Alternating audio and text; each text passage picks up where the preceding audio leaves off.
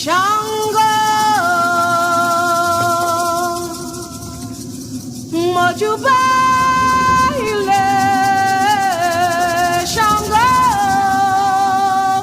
Oniwalo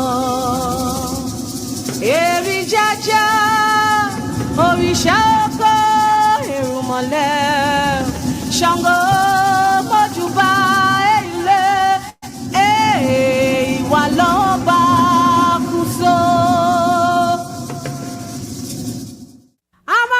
Shango ye ye, Amabu Shango ye ye, Amabu Shango ye ye, Amabu Shango ye ye, Amabu Shango ye ye, Amabu Shango ye ye. Abajagba emi oba kuso, Abajagba emi oba kuso, Abajagba emi oba kuso, Abajagba emi oba kuso, Abajagba emi oba kuso, Abajagba emi oba kuso,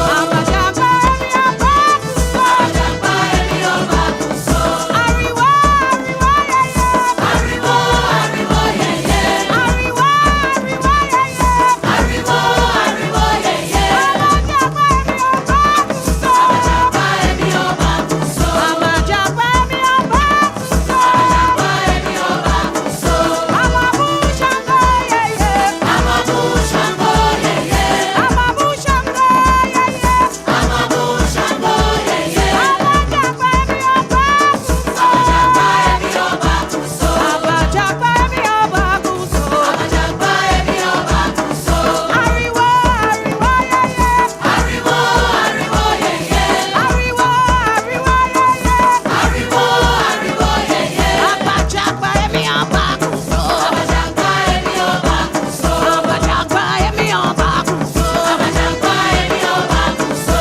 Ariwo, ariwo, yeah, yeah. Ariwo, ariwo, yeah, yeah. Ariwo, ariwo, yeah, yeah. Ariwo, ariwo, yeah, yeah. Abajagba emi oba kuso, Abajagba emi oba kuso, Abajagba emi oba kuso, Abajagba emi oba kuso, Abajagba emi oba kuso, Abajagba emi oba kuso, Abajagba emi oba kuso, Abajagba emi oba kuso.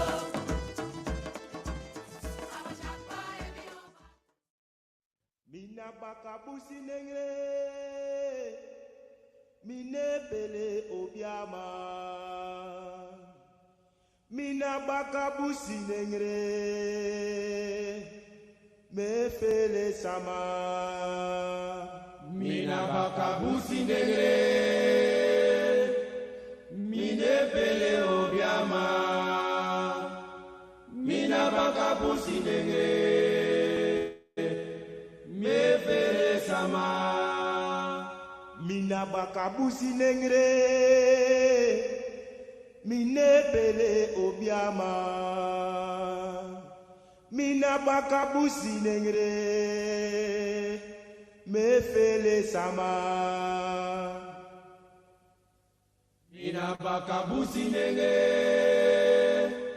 mine pele obiama. Mina bakabusi negre, me pele sama. Mina bakabusi nengre, mine bele obiama. Mina bakabusi nengre, me fele sama. Mina bakabusi negre, mine pele obiama. Mina bakabusi negre, me pele sama. Mina bakabusi nengre, mine bele obiama. Mina bakabusi nengre, me fele sama. Mina bakabusi negre, mine pele obiama. Mina bakabusi negre, me pele sama.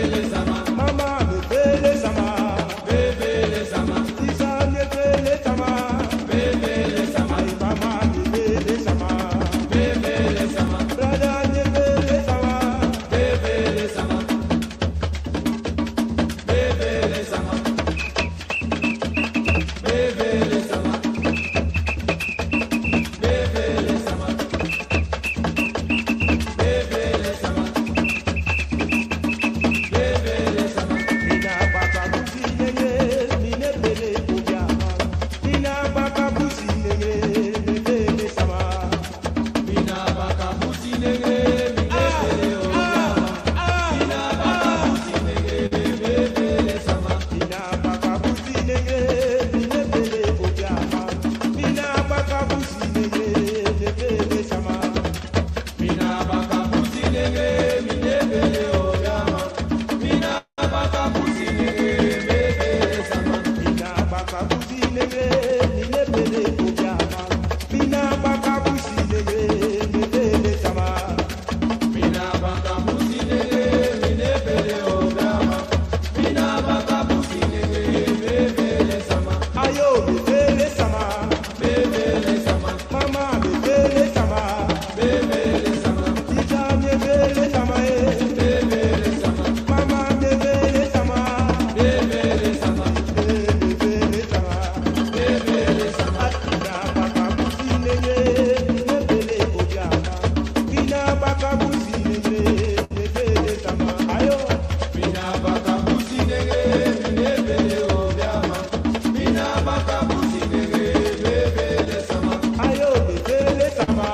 Mebele sama. Mama mebele sama. Mebele sama. Tija mebele sama Mebele sama. Mama mebele sama. Mebele sama. Mama mebele sama. Mebele sama. Tija mebele sama. Mebele sama.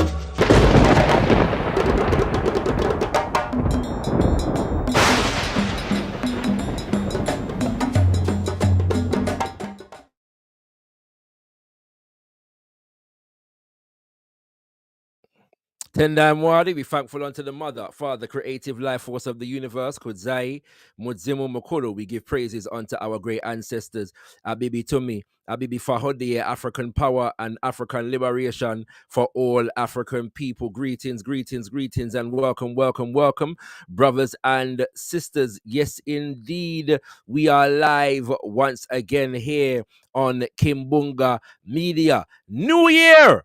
New movements, new year, new movements, and there is no particular specific rhyme, reason, or purpose for this particular live session, except to just connect with the item, except to just connect with the people who have been supporting Kimbunga Media throughout the year. I believe it's 62, 64 in our ancient Now Valley Kemetu calendar, 2024 as regards the Gregorian calendar, which dominates most of the world as we know it at the moment, brothers and sisters. And we want to say to thee, Feshiapa, happy meeting of the year, happy new year, brothers and sisters, as spoken in the beautiful Tree language, Feshiapa, to all our day one die hard listeners and viewers, and all the new listeners and viewers, even if you are watched for the first time, welcome, greetings, yeah, and give thanks for your viewing eyes and your listening ears, yeah. So we just did want to connect with the people them, so there's no particular subject. I just wanted to come live because I haven't done so for a while, and just give thanks to the item for the item support, yeah. There will be some announcements, you know what I mean, coming in the not too distant future regarding some developments.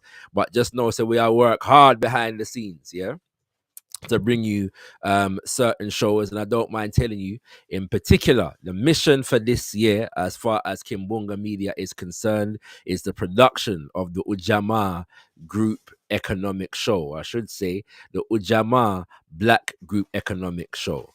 And so the aim is production. We're going to take our time with it, yeah. And so sometime between now, either the end of the year or most likely the following year, 2026, is when you are going to see manifestations of that in full. But as we're producing the show, you know, we'll give you a snippet here and there, particularly for those who are honoring the Patreon.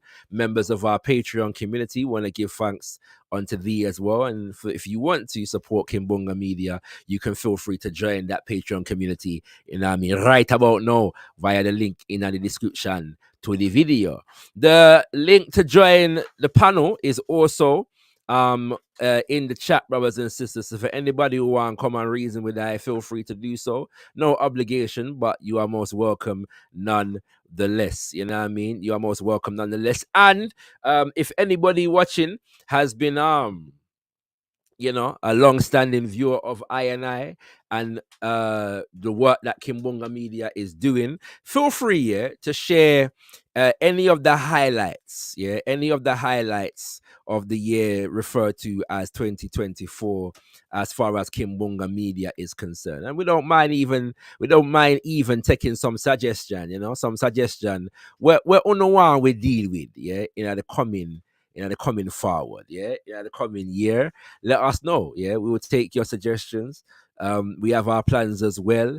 And definitely the need for a team, the need for a team is apparent, to I. It's always been apparent, but very much so as it stands at the moment. That energy is definitely resting on I meditation right here now. So we just want to give thanks, for growth and development. And we're doing that slowly but surely, especially in regards to the Ujamaa Black Group Economic Show.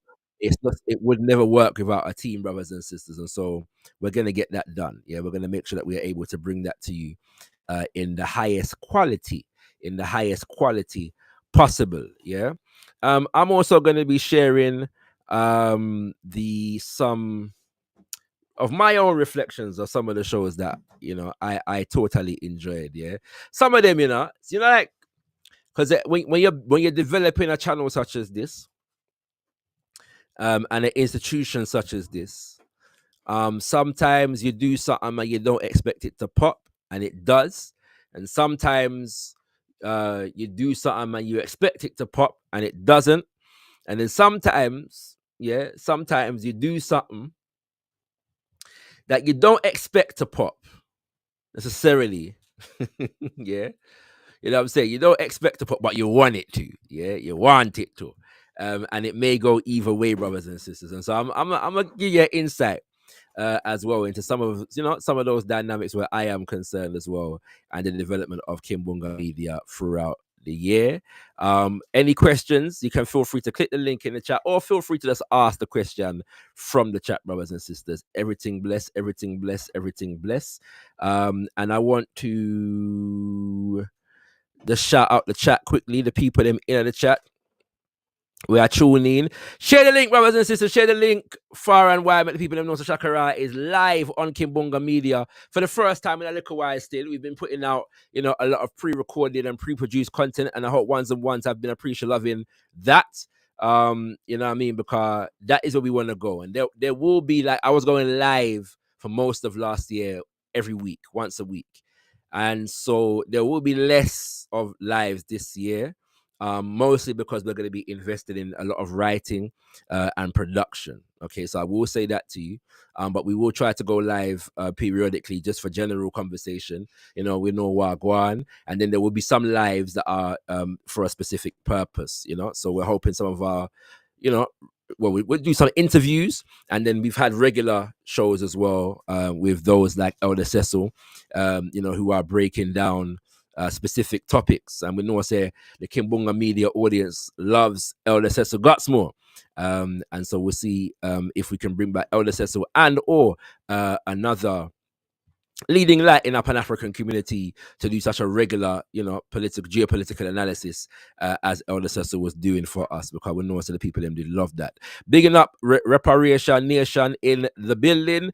Bigging up Set Imhotep. I want to big up Set Imhotep differently, because you know what I mean? I truly appreciate the support that our brother gives to the eye, just not unserious, just moral support. Now that is serious, but I truly appreciate, what I mean, the love and the respect and the investment that our brother puts into Kimbunga Media. It gives I a whole heap of strength, to continue doing this work. So appreciation to Set Imhotep over there in Trinidad. I want to big up all of the people in Trinidad right now, because if you don't know what's going on over there is a state of emergency. A state of emergency has been declared supposedly in relation to violence. And we're not going to go in it too tough today, because we're planning a panel on that. But yeah, state of emergency in Trinidad, brothers and sisters. And when them declare state of emergency in a Caribbean nation and an African nation for that matter, normally what that means is that it's an excuse to put the army, the military on the streets. Yeah. You'll notice for most of our nations, the army really acts as an extension of the police force. You know that in most Western nations, except in particularly exceptional circumstances, the military, it is illegal to deploy the military on the streets of the nation itself. Militaries are supposed to protect the nation from foreign threats. All right. But for the most part, as far as Africa and the Caribbean is concerned, you generally don't hear about our militaries being deployed to protect the nation from a foreign threat, to stand and defend the nation from a foreign threat. Usually, the military is employed to manage the citizens of the nation itself. Yeah. And what that suggests, in more broader geopolitical terms, is that the military is really designed not to defend the citizens, but the interests of the citizens of another nation in relation to our nation. That's what that really suggests. When you look at the reality of how our militaries are deployed, brothers and sisters. Yeah. So yeah, big up State Emotep, and yeah, we're going to be dealing with the state of emergency in Trinidad soon. But anybody who has an update on that, feel free to share it. We don't mind, take it. You know what I mean? Big up to Anthony McHale, giving thanks, my brother, for your presence and your support also. You know what I mean? Truly appreciate. We have Mama Kai in the building. Mama Kai, 10-9 Wally, Mama Kai. Afeshia Pa. We have Sister Onduku. And I know I still need to get back to you and your team, Sister Nduku. I apologize, yeah. But thank you for being here. And yes, I did enjoy the African Spirituality Broadcast. I'm assuming that was the one with our brother Benjamin Njie, also known as Black Panther.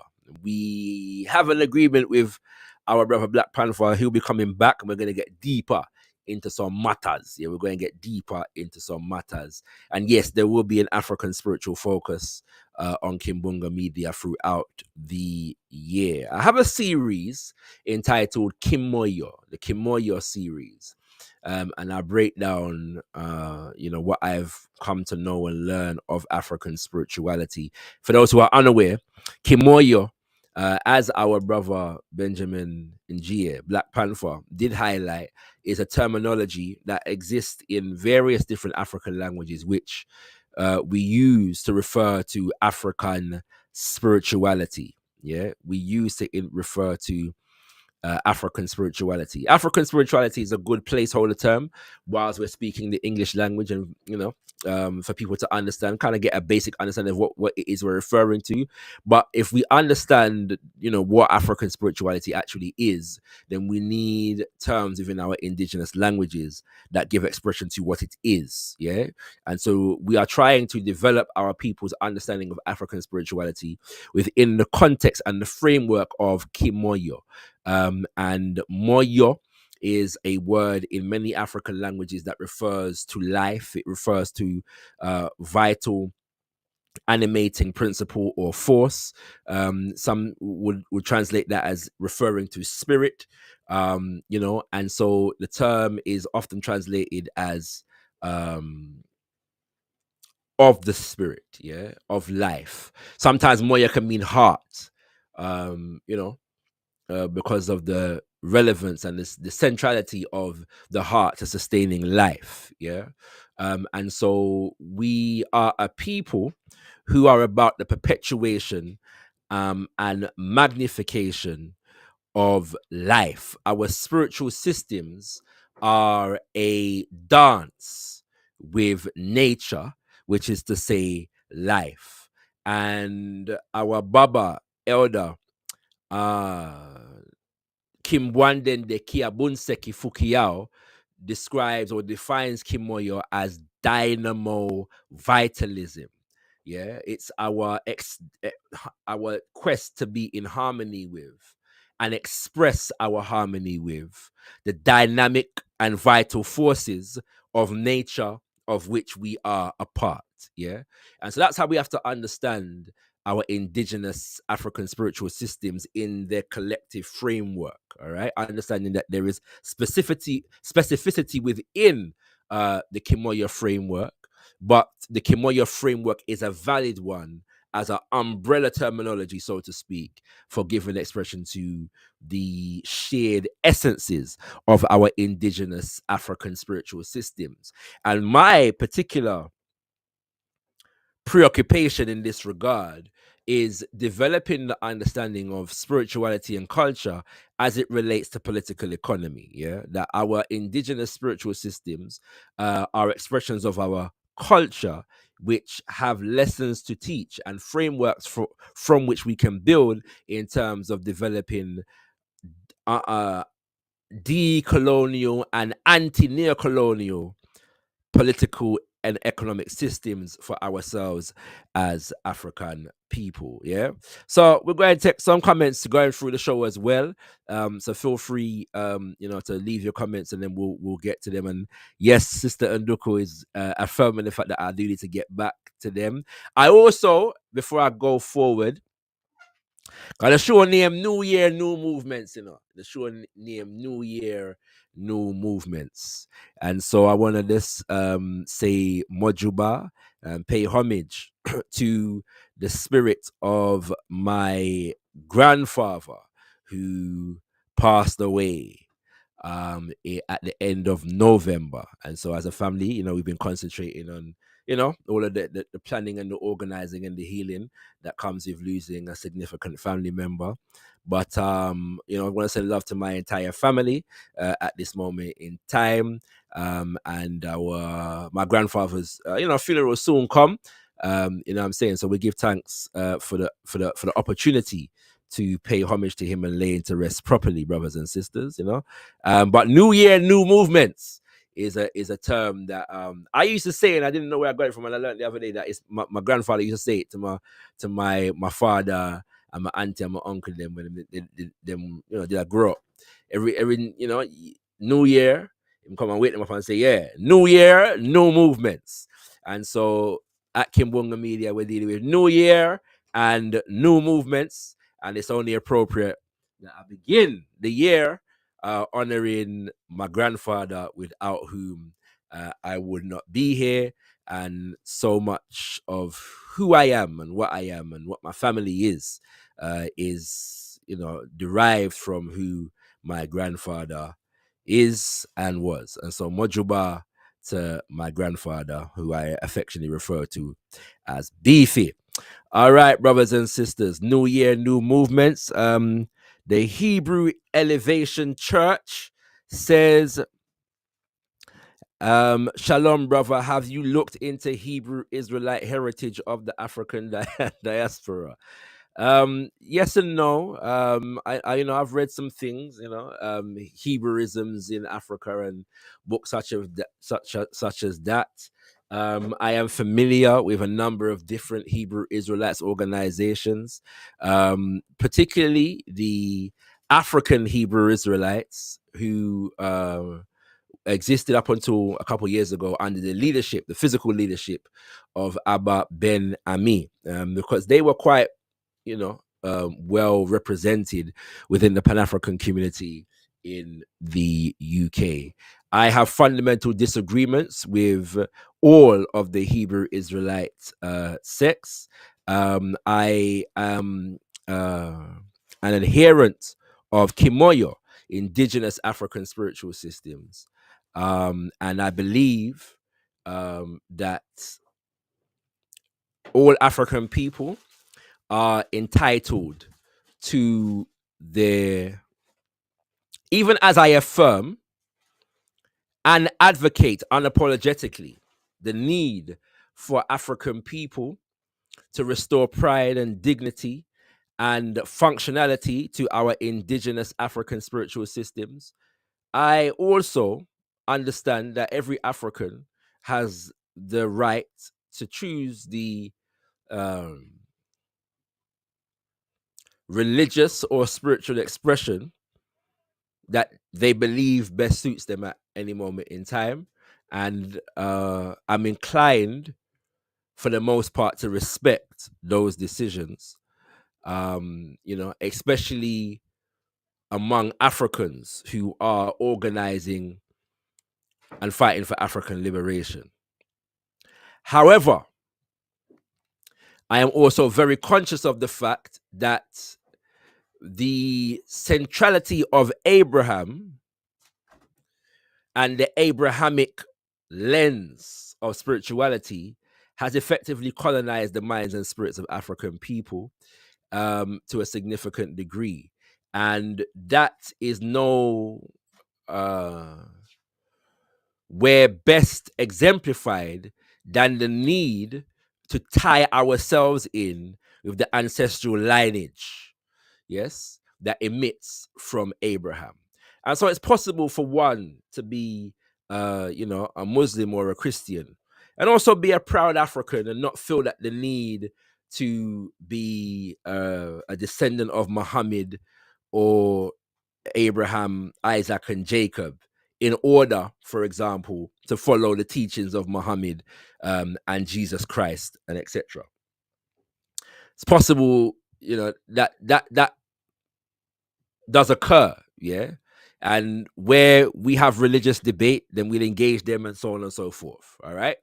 But then it's another level now whereby we begin to deny our African heritage and lineage, and claim biblical lineage, often to the displacement, the disparaging, the demonization of indigenous African nations.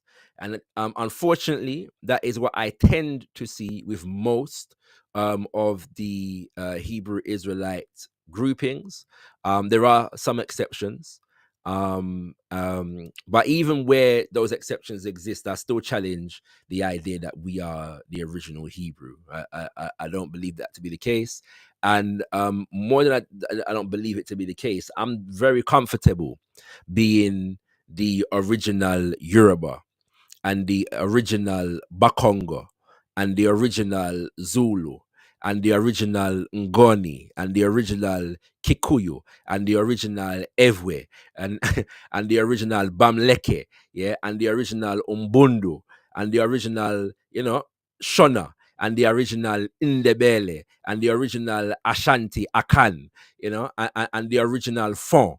Yeah, I'm the original Mande, and you know what I mean. I'm very very comfortable, yeah, with that history, and who we are as African people.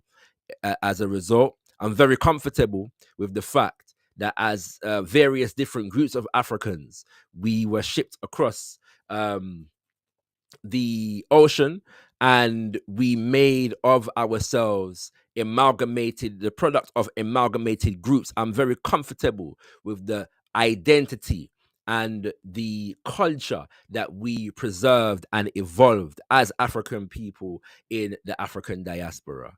And so in my research, most of the claims that are made by most of the people who claim to be Hebrew Israelite do not stand up to historical scrutiny.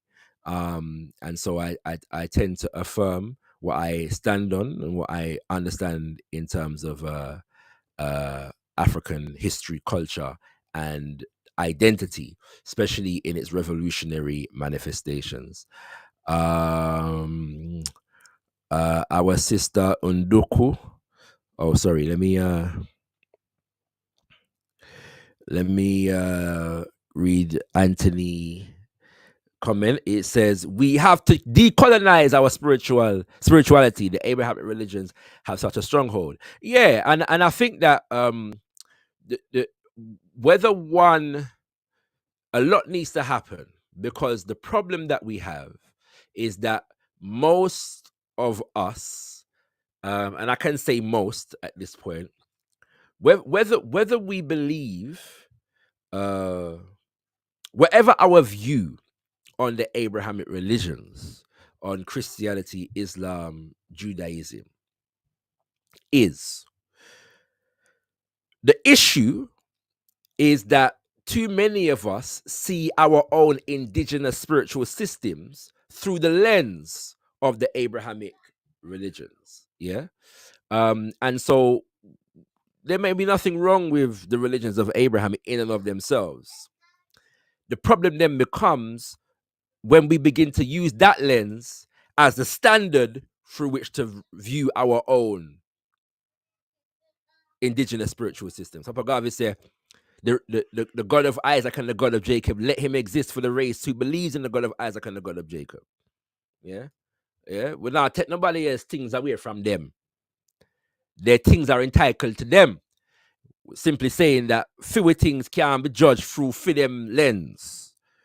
Yeah. And that is unfortunately the challenge that we have. And so oftentimes, in order to just teach, yeah, Kimoyo, African spirituality, you have to go through the process of undoing layers of Abrahamic indoctrination.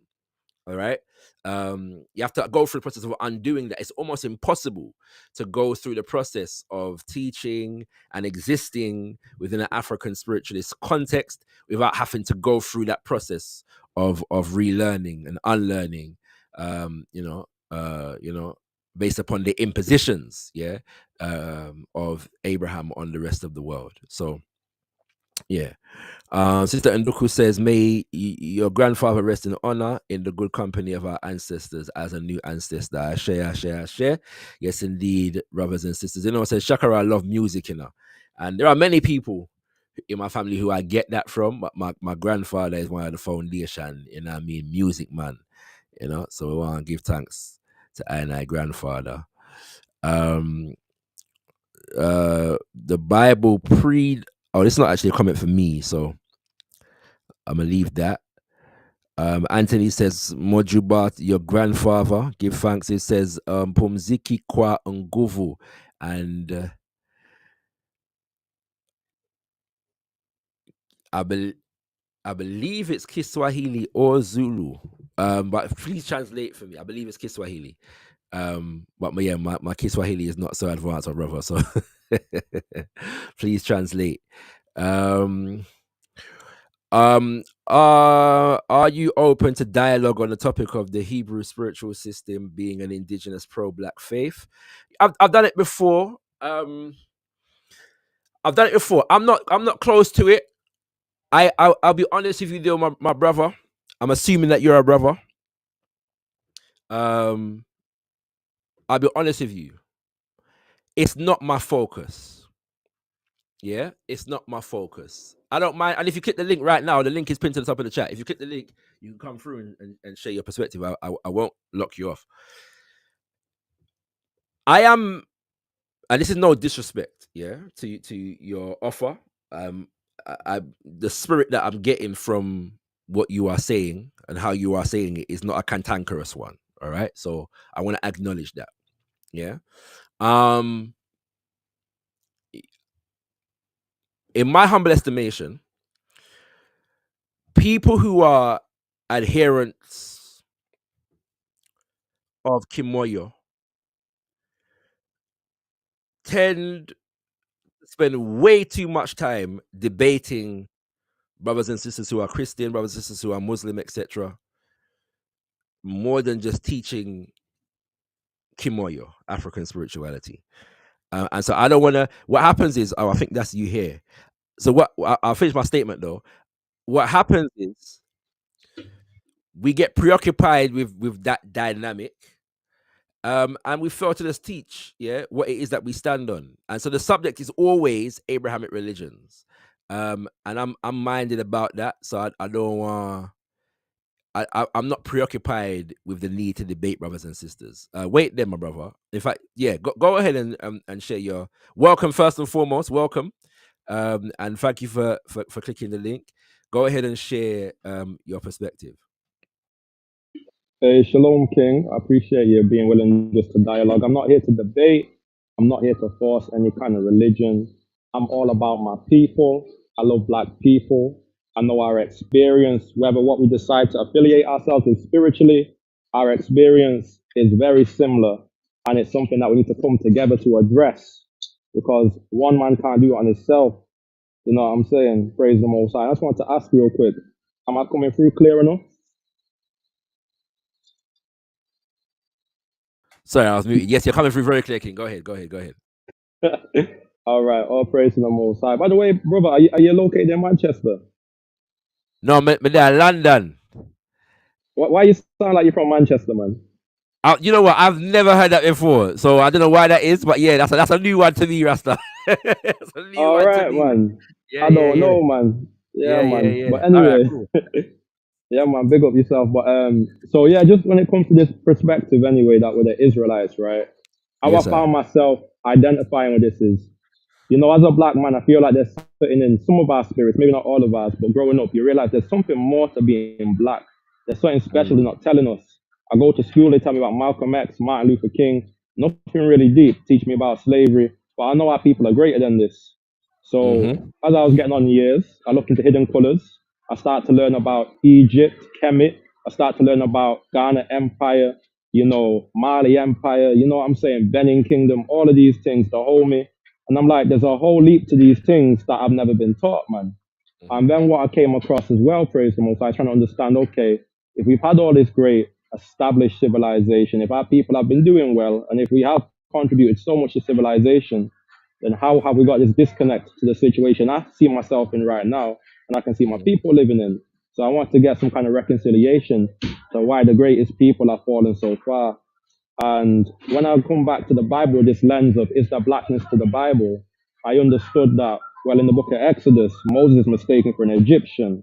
The Bible even tells you the Egyptians were black because they're brothers to Cush. Cush was a mighty kingdom of black people, people of the burnt face. Okay, so which something that they were called by anyway. I don't know if that's something that you might not like. You get me? Because when I said the people of the burnt face, you look like I said a slur. So no No. offense. I don't have a problem with that term at all. Yeah. So go ahead. Praise the Most High. So I'm just showing the breadcrumbs. So when I learned that, you know, Moses was mistaken for an Egyptian, meaning he was a black man, and that when he delivered the Israelites out of Egypt, you know, he gave them a prophecy in the book of Deuteronomy 28, and he told the Israelites that God has told you, you're in contract with him. If you keep his commandments, he will bless your people. You'll be a perpetually great people. But if you break his commandments, in Deuteronomy 28, he said there was going to be a prophetic marker on the nation. And he said they'll be sent into slavery on slave ships in Deuteronomy 28 and 68. He said that they will be scattered among all people in verse 64, and they would go into many different spiritual systems. In any land that they've gone to, they will follow a different spiritual system. And he says that their lives will hang in doubt in day and night in verse 65. He said, your children will be taken from you by another nation. He said, you'll have chains of iron put on your neck in verse 48, and you'll become servants to foreign nations for all of your needs, wants, and desires. And they were the ones that they control the systems of education. They'll have all the power. We'll have none of it. And, you know, the scripture was kind of giving me that missing gap. 'Cause when I see black greatness, I'm like, well, why do we not see that today? How did we fall? You know what I'm saying? So it gave me something that was tangible. It gave me something that I could understand that, okay, this makes sense. You know, that this was prophecy. And then the uplifting of it as well was God said, look, he loves our people. His relationship with us is that he chose us to be his children. He's only disciplining us for a time.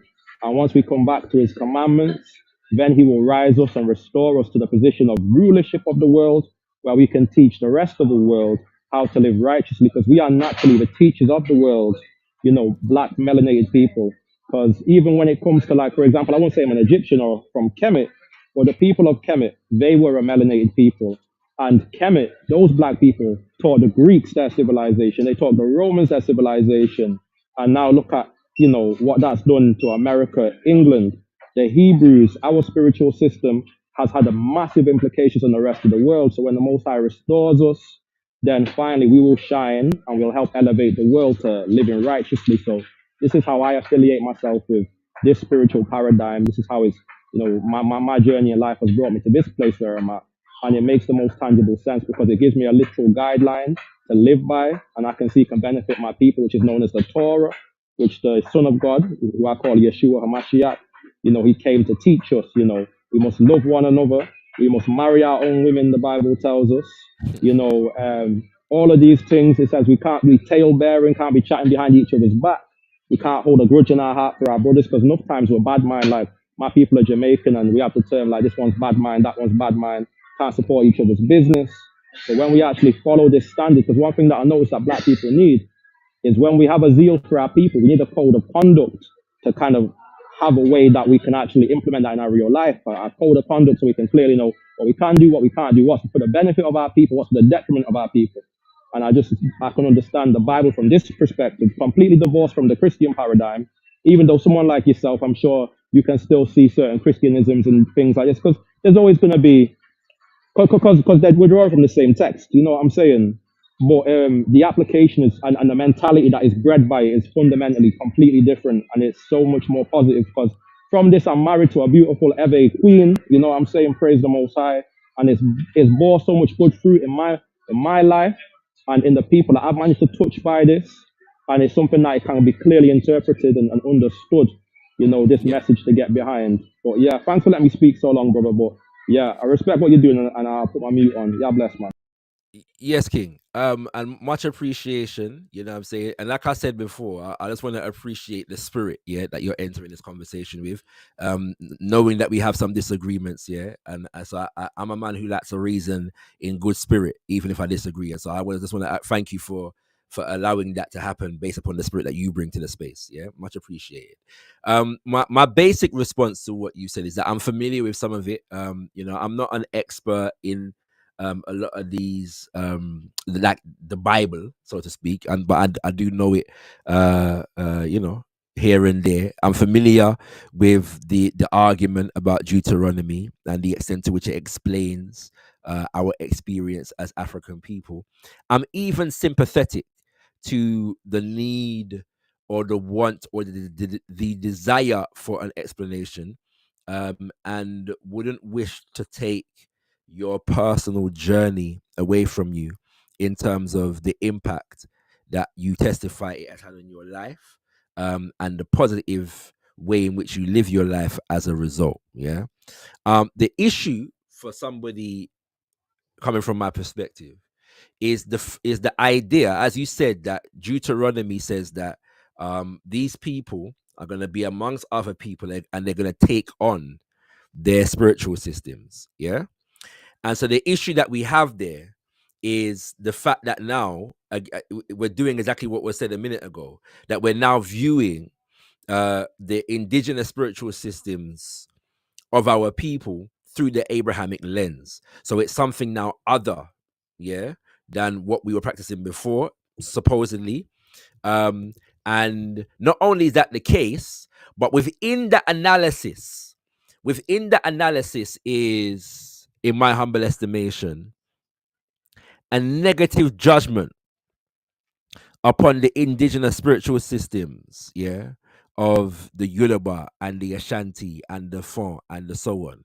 And we have terms that have come through, the ages, like idolatry and those kinds of things, which are synonymous with that lens, yeah, for viewing spiritual propriety, so to speak. All right. And so I am saying that I reject that characterization. Yeah. I reject the idea that in order to be, I think you use the word special, yeah, in your, that one has to be a descendant of Abraham. I am special as a descendant of Odudua. Yeah, I I am special as a descendant of Osei Tutu and Akomfo Noche. I am special as a descendant of Umbuyane Handa, right? I'm really special as a descendant of Mumbi and Kikuyu, yeah. And I don't need no added speciality, right? You know what I'm saying? To the good, for better or for worse, I am special. Yeah, right. I don't need to align myself with Abraham in order to be special. And the other side to it is that a lot of what we have been taught about our indigenous spiritual systems as a result is fundamentally false. So we don't actually know, yeah, who or what Shango is, yeah, who or what Nzambe is, if that makes sense.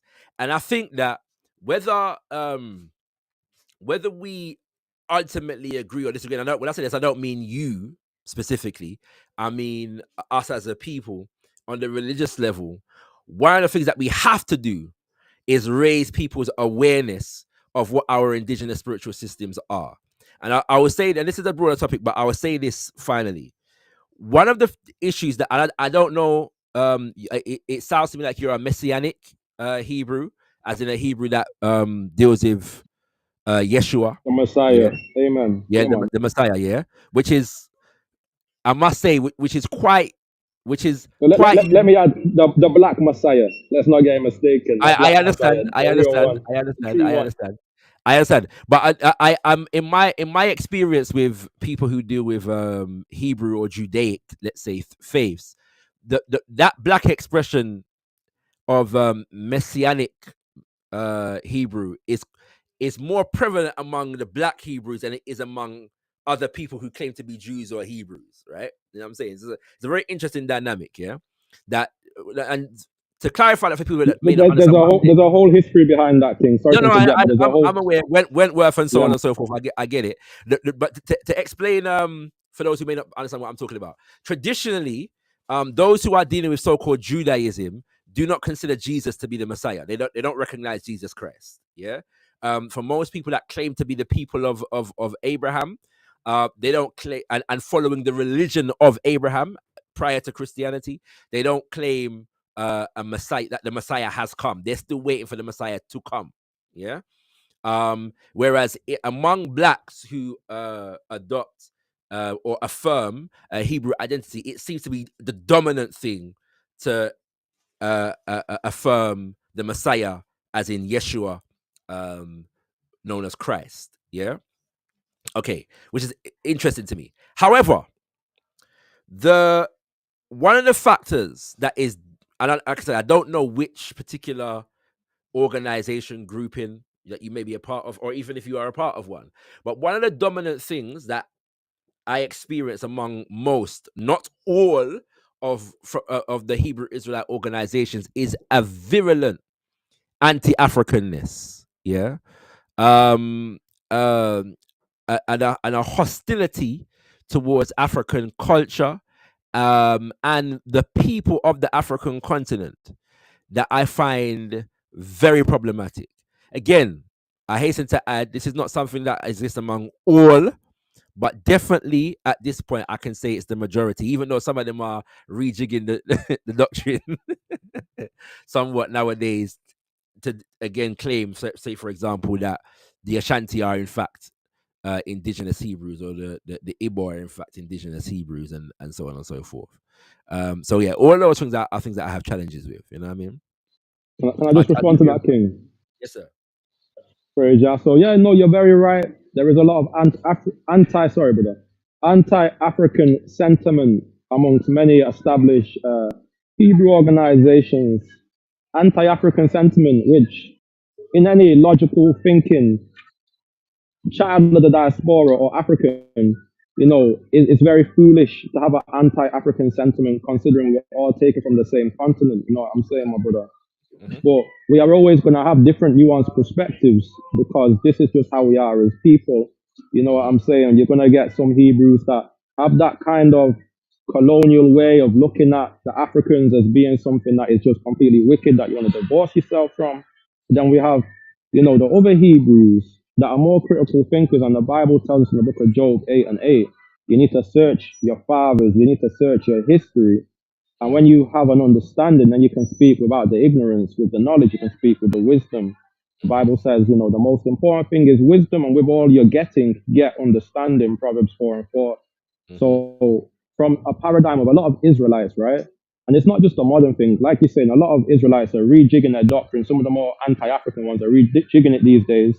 But there's some of them that have been standing 10 toes Yeah, on yeah. the tribes of the Igbo, of the Yoruba, of the Mm. Ewe, you name it, the Bantu tribes. You know what I'm saying? That we are the Israelites, even amongst Cushite people. There's Israelites there. The Bible prophesied the Most High was going to even scatter us into Cush. So, the Israelites with this paradigm of thought, we actually explore the cultures of these ancient great African peoples, and we look at their cultures and their customs, and what we can identify is many Hebrew, yeah, observations, religious worship, circumcision, even the way they celebrate their certain appointed times of feast days correlating to the Bible.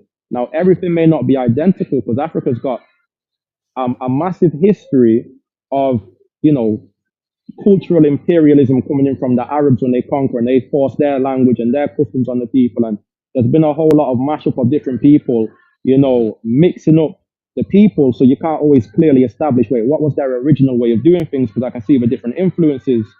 But when we scrutinize the language amongst the Ewe people, right? And even people speaking the Swahili tongue, what we see is there's Hebrew words in these languages, man. And there's also many Hebrew customs amongst the people. And I'm not the biggest scholar in this area, but there's many Israelites that have the information here. And one thing that I'll just say to speak to that is that we can see that the Hebrew customs of the peoples of these different tribes is not a result of somebody bringing it as a foreign influence. And the funny thing is about it as well, the consistent thing that we see across the board in many of these African tribes is these Hebrew customs, showing that one thing that unites Africa is Hebrewisms, Israelite worship that wasn't given by a foreign component. And our whole doctrine is just that, we started in the land of in Egypt, yeah, we were taken to the land of Canaan, and over many years of conquest by the Assyrians, the Babylonians, and the Romans, we kept doing migrations into Africa because we were most familiar with Africa. We became a nation in Africa. And if that narrative was true, then you'd want to see a people that, okay, they're in Africa, they're in different regions of Africa. Do they have any Hebrew traces in their language and their culture that would attest to a time when they all lived together in the land of the Hebrews? And what we see is that we're not rejecting African people because we can see, look, we can see your Hebrews because whether it's West Africa to South Africa, we can see the cultural synergy, should I say. And we'd have to only be able to explain that as these people must have been living together at one point. And if they were living together at one I point, hear you, King. where Go were on. they living together? Where were they living together? But yeah, go ahead. Right. So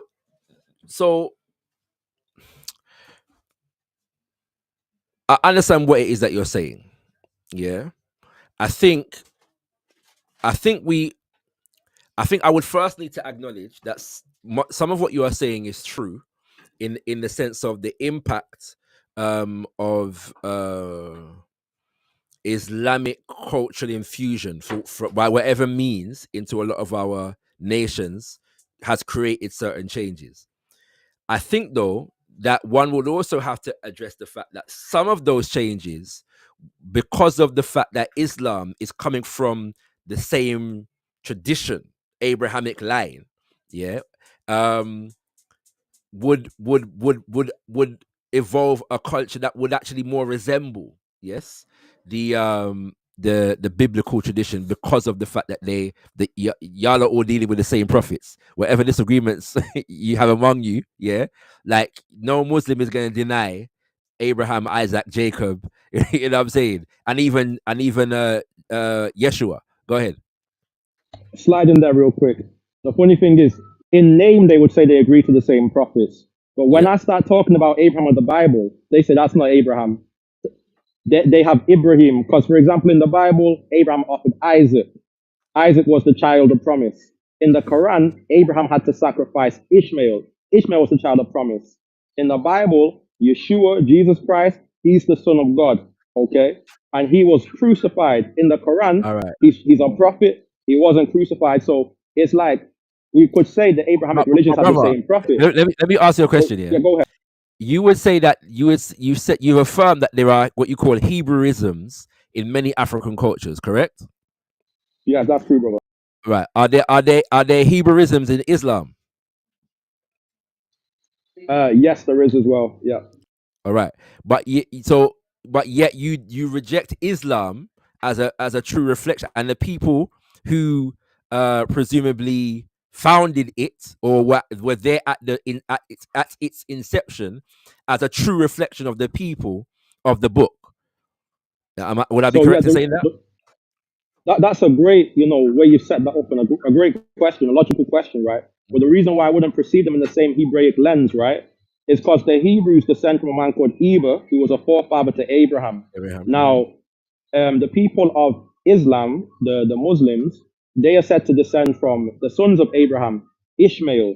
Hmm. So obviously they're going to have Hebraic culture from Abraham, because Abraham was given circumcision, so they all like to circumcise. Hmm. Abraham was a Hebrew, he spoke Hebrew. That's why Arabic is so similar to Hebrew. But Hmm. now, how we can distinguish the Hebrewisms of the Muslims from the true Hebrewisms from the Israelites is Hmm. that the Israelite Hebrews were the only group of Hebrews that were given the Torah, the laws of God at Mount Sinai. They were the Hmm. only Hebrews that were given a Levitical priesthood, like Hmm. how the Ashanti have some Levitical traits in their culture. You get me? Hmm. We were the only people that were given the laws that you don't just not eat pork, you don't eat the shellfish, you don't eat the crab, this, that, the other. So they've got like what's the word, man? A primordial Hebrew kind of, you know, familiarity from the history. But we've Right. got the Israelite Hebrew. There's different Hebrew paradigms, and our one that Yeah. we see in Africa is from the All right. Israelite paradigm, my brother. Hopefully I, that I, makes I, sense. I hear you. I was simply establishing the fact that having Hebrewisms even if it's the case, doesn't necessarily make one a Hebrew. Yeah. Right. So if it's the case for Islam, and the Arabic language is closely related to the languages preceding it, as it relates to the tradition, all of the prophets are the same, apart from one, two here and there. Right. You know what I'm saying? If that can be the case for that tradition, then it certainly can be the case for indigenous African cultures where you find what people claim to be Hebrewisms. When I've looked into these things, though, what I'm seeing is, so for example, you say circumcision. Circumcision existed in the Nile Valley in ancient Kemet long before there was a group of people identifiable as Hebrews. Yeah. And so the idea of a culture having circumcision is not evidence of it having derived or been originally a Hebrew culture. Yeah. And I find that those are the kinds of things that take place with this argument. You find some correlation, and that correlation is used to suggest that one derived from the other. And I think that's problematic. I see, Hannah. I'm gonna come back to you. Because there are some I've come across, and this is not an area that I've studied, so I'm not affirming this, yeah. But I have come across scholars who speak about Africanisms in Hebrew culture, and in Hebrew language, right? So not that we did get it from the Hebrew there, but the Hebrew then we get it from we. Yeah, in that regard, right? So, but remember now that the culture and the language that we're talking about even precede Kemet. We're talking about cultures that precede Kemet, yeah, as a formation, as a people, as languages, even, and so on and so forth. And so I think that I don't know how well you have studied, say for example, the work of Sheikh Anta Diop, yeah, the ancestor now scholar from Senegal, but he speaks about the cultural unity of Black Africa, and you find similarities, and similar essences, and what he calls similar adaptations, yeah, to the environment across African cultures, not necessarily because it started here and this one African culture gave it to the next African culture. Sometimes that takes place, but more because there's a shared essence as a result of various different similar conditions to how our cultures have developed. So we don't have to have got it from.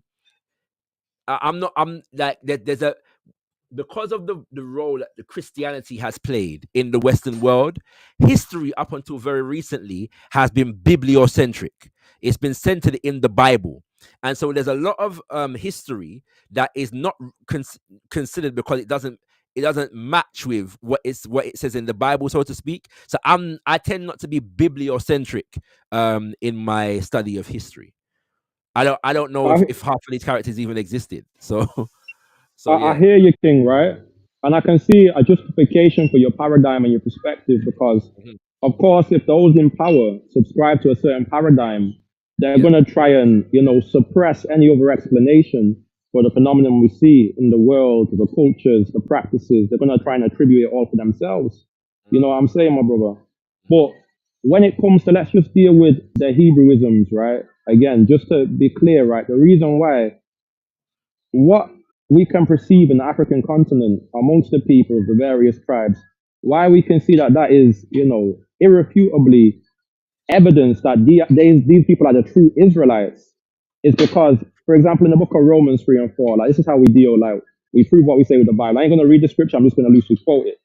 So it tells us that we must speak as it is written, that we may be justified in what we say.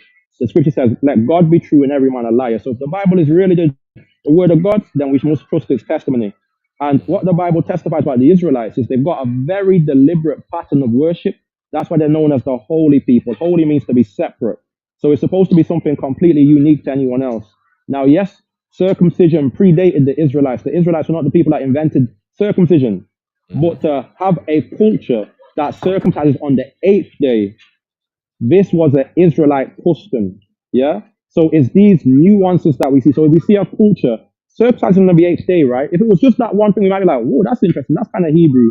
But they only got that one thing. So that might have slipped in there somehow. People travel and stuff like that. But if we see the circumcision on the eighth day, we see amongst the ancestors of the Ashanti people that there's a tradition that they know that they wear like an ephod, which an ephod is the priestly garment that the priest would wear in the book of Yeah, Exodus. I've heard it And it's recently. got 12 precious gems to represent each tribe of the Israelite people. My, So if, my, my if we brother, see, sorry, go, go, on that go point, ahead, yeah, King. I don't want to interrupt you, but see, on that point, I've only ever seen a picture of what you're referring to, like as in a drawing of it. I've never actually seen it. Yeah, that 12 jewels thing, I've never actually seen it. And I've been to Ghana among Ashanti people. Yeah. I'm not saying I've spent extensive time among Ashanti people. I'm saying I've been there and I've searched it and I've asked. Like, I know, obviously, I know people that deal with indigenous Ashanti spirituality, and they don't know what this thing is referring to. You know what I'm saying? So I'm not saying that to show you. I'm saying I've actually researched that one and I can't find it. Yeah, apart from Mm, one picture that I've seen replicated in every article that makes this claim. So it's things like that I'm referring to. Just what I'm saying. And then if we're gonna deal with that, then there's a whole lineage. Like, put it this way, that line of argument, based upon what I do know of the Ashanti history, yeah, that line of argument would lead one to disregard a whole history, yeah, a whole narrative, the tales and the stories that are indigenous to the culture. can I push back on that? It's Yeah. not about disregarding the culture, my brother. And that's Mm-hmm. the false paradigm that many of us have been given in this Eurocentric gaze of the bibliocentric narrative. We Mm-hmm. don't disregard the cultures and the different traditions that we see Israelite people demonstrating because the Israelites adopting the cultures and the religious worship of the other nations that surround them in exile Mm-hmm. and embracing it as their own is something that is kind of native to Israelite culture and identity. Because Right. in the Bible, as a black man growing up from the Caribbean, as I can tell from your tone, right? You Mm. know that one No, actually, thing that actually, sorry, I was born and raised in the UK. We just have good parents who teach me speak my language. You know what I mean? So I just say, praise go. the Most High, man. Yeah, same way though, man. Yeah, man. Praise the Most High. But we know about people saying, yeah, black people are stiff necked and stubborn. We don't listen. We're going to do things our own way. And this is the way of the Israelites. The Most High would always say the Israelites are a stiff necked and stubborn people because the Mm-hmm. Most High was demanding exclusive worship to Him. He wants you to only partake in His customs and His ceremonies. But the Israelites were always looking over there and looking over there and adopting all the different pantheons and other people, adopting their cultures and becoming very, very well acquainted with it. Just the same way Mm-hmm. black people today can fully embrace our next man's culture They can speak the full Arabic, read the Quran, recite it like he's an Arab. He can go into Buddhism, he can go into Hinduism. He's very versatile, and next thing you know, you think he's always been doing this, and his children think he's always been doing this. So Mm-hmm. when we look at these great empires of the Israelites, as from my perspective, in Africa, the reason why we see them practicing and all of these different beliefs and having all of these different histories of their worship and the different sky gods that they serve, and whichever kind of gods they may inquire at, it's just simply because this was their nature to adopt customs of the people they live amongst, and throughout their generations perpetually it becomes something that's established and ingrained in the people to the point where you think if you divorce the people from this, then you're taking away their identity. But the reality is, when they were in Sinai, the Most High took the Israelites not just out of the physical land of Egypt, he was trying to take them out the spiritual systems of Egypt, which they had subscribed to. That's the reason why the first thing they did is they started to make a cow again, to worship the cow. And you know which cow God is in Egypt, you know what I'm saying? Because this was the way of the people to always turn back to the different gods which they wanted to serve. Mm-hmm. So that's just a paradigm there, brother. Hopefully No, that makes sense. yeah, it does make sense, and this is where we're gonna have the essential disagreement here, with all due respect, because you're kind of making my point, right? In the sense of the fact that whereas the narrative is that we took on the cultures of these people. If we accept the claim that we are Hebrews, we took on these other cultures, and correct me if I'm wrong, but the narrative is that what we have experienced as a people is the result of our disobedience, yeah, in relation to Yahweh, right? And a reflection of that disobedience is the taking on of these other cultures that you're speaking of. So, which would suggest now, if I embrace Abraham, yes, and I embrace Isaac, and I embrace Jacob, yeah, if I embrace them, yeah, I have to do away with Odudua, right? You know what I'm saying? And Orunmila, yeah, and all of these things. I like one. The two of these things can't exist in the Let me same jump space. in and jump out real quick, like double dutch. Yeah, Check it. yeah. It's like the Messiah, his wisdom was profound, right? It changed the world. Whether you believe in him or not, his wisdom has been perpetuated throughout all society. And check this out, right? He said, the kingdom of God, the knowledge of his doctrine, is like a man that had a bunch of treasures. And when he found one precious pearl that he seen exceeded all of the wealth he already had and he already invested in, he sold everything he had just so that he could purchase this one pearl. You understand? Mm. Yeah, what I'm saying is that my pearl is in Oshun and Shango. You know what I'm saying? You know what I mean? And Sakpata, yeah, and in Zambi and Mogai, and because I'm saying that, look, yeah, when I delve, I've been an African spiritualist, I would say, from birth, yeah. But then when I delve, as in on my own agency and initiative, into studying our indigenous spiritual systems, pure gems and pearls me find. And we have been deterred from an appreciation of those gems and pearls, yeah, because we believe that those gems and pearls are somehow demonic or lesser than, because no book that we've been given taught us that the Yoruba are the chosen people, or the Bakonga are the chosen people, or the Nuer are the chosen people, or the Dinka are the chosen people. And you know the funny thing about that is, yeah, that the word, oh gosh, the term is slipping me. The term is slipping me. But the word for human beings, yeah, it will come back to me in a second. The word for human beings in the Yoruba language, yeah, exhorts who we are as a people, as human beings, as a special manifestation of nature. And sometimes it is translated as chosen, the chosen ones. You know what I'm saying? So I don't have to step out of that paradigm to be chosen higher. You see But what I'm saying? You know why, King? Because you Right. don't took it with you. Because you know that's one of them Hebrewisms I was telling you about. One of them Hebrewisms, King. You get me? You still know you're chosen, man. Praise Jah. You know, they try to whitewash that out of you, man, but you Yeah. still know it, man. And a lot of the cultures will still attest to that, brother, because, for example, I believe the Igbo, they believe that they are the chosen ones of, I forget the name of their god in the sky, but they believe that the chosen ones, and I believe the Yoruba have a similar tradition.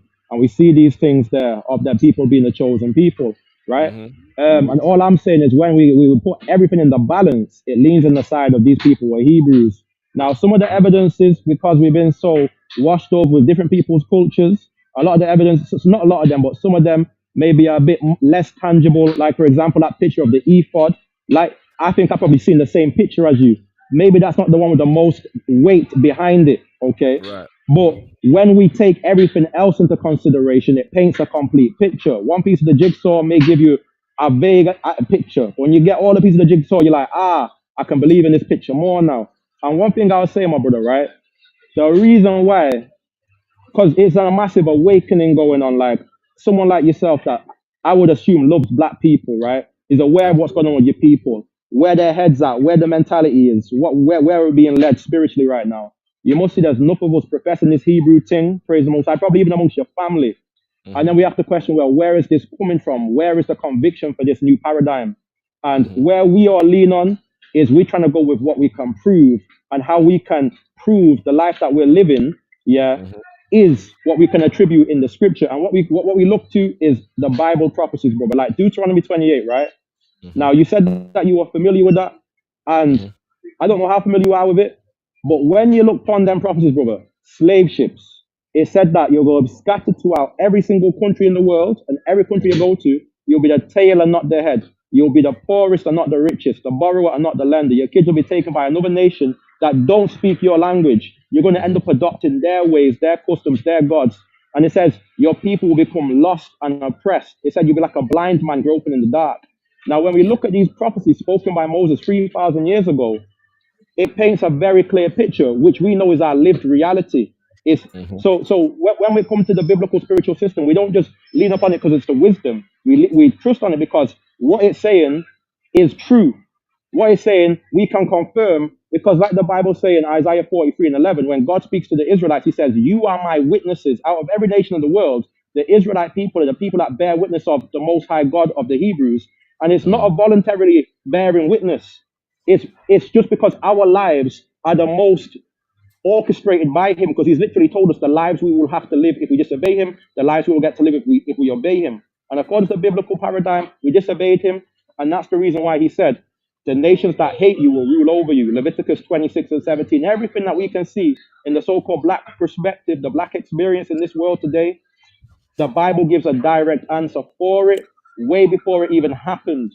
And this is why we have such conviction, because of course you can always try and explain things. If I say something to you, be like, yeah, but what about this? You could see it this way, but what about this king? Why are you disregarding that?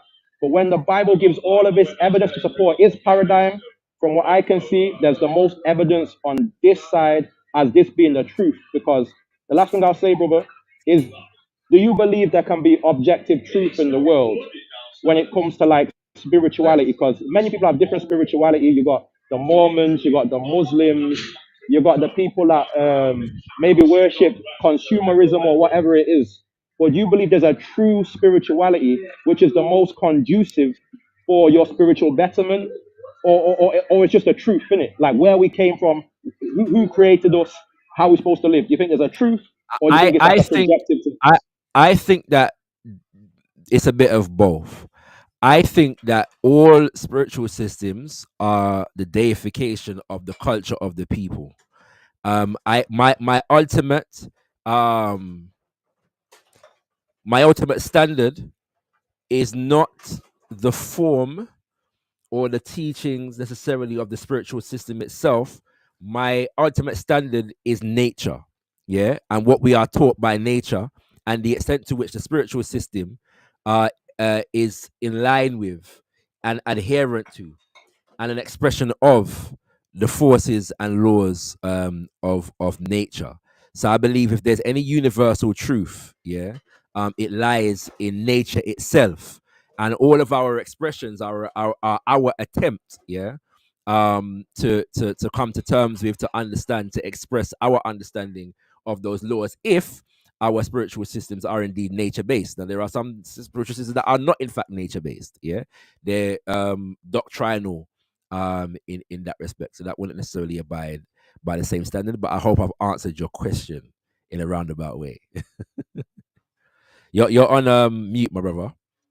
Thanks for that, brother. That's a great answer, and I would agree, man. Nature does give us an objective standard to go off, right? Mm-hmm. Because we can see it works as a harmonic system, right? There can be no, the grass is the grass, the sky is up, the ground is down. We stand on the ground, we don't fly through the sky. You know what Yeah. I'm saying? And it shows us there's an objective level of truth that the Mm-hmm. sun will be up tomorrow and the moon will be, you know what I'm saying, my brother? It's a system. And we can see from that there is a standard of objective truth. And we see it works like clockwork, which shows the handiwork of a spiritual power behind it, or whether you see it as spiritual powers. Mm-hmm. But when it comes to, where was I going with this now? Forgot the thought, man. But so what I was gonna say is this, King, right? So just the way that nature is objective in its nature, we can't redefine and say, oh well, I interpret nature this way and I interpret nature that way. Nature Mm-hmm. is just what it is. Mm-hmm. Okay. Do you not believe the spiritual truth is could also be equally as objective? And I'll just say this as well. And the Bible, here's what I was going to say, is a Yeah. standard of nature as well. It does include nature in the worship. For example, in Genesis, the Most High said He gives us lights in the firmament of heaven to be Mm-hmm. signs on the earth. So the moon is a sign. The moon, every time we see a full moon, that means it's a new month. We celebrate the new month. Mm-hmm. We have a convocation, come together, we have a drink, we have a eat. You know, the Bible tells us that when the sun rises, the day begins, because the sun is the ruler of the day. And for example, all of our feast days are all based upon harvest season. For example, we have the Passover in the Mm-hmm. month Abib. Abib in Hebrew means green corn, green wheat. So when the wheat turns green, we have this Passover and this memorial of the events of Passover. We have the Feast of First Fruits. When the Most High gives us the first crops of the land, we pick up the crops and we dance and we celebrate because we got food now. You know what I'm saying? And we see this across many of our, you know, African cultures where we have a very harvest-based, nature-based celebration of spirituality because this is what we need to survive. So if there is a God, He's providing our sustenance. And the Bible also incorporates this paradigm of thought, my brother. And just going Yeah. back to the objectivity of nature, do you believe there could be an objectivity of God? Or do you believe all spiritual paths can lead to the same direction? Like what is your belief on that? I don't know about all, but I certainly do affirm that a number of different ones can lead to, if not the same, but similar places. And that's because I understand the relationship between culture and spirituality. So, like if we take the Judaic, the Abrahamic, line, for example, what we really see, yeah, is the documentation.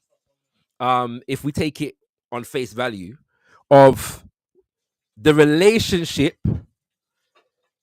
between one particular family, the ancestral line of one particular family, and their relationship with a divinity or a deity that they refer to as Yahweh. Yeah, that's what we're looking at there. Oh, I was gonna, somebody was coming through to speak, and I've taken a while. So Nafka. Can't remember where it got. Feel free to jump back on, my brother or my sister.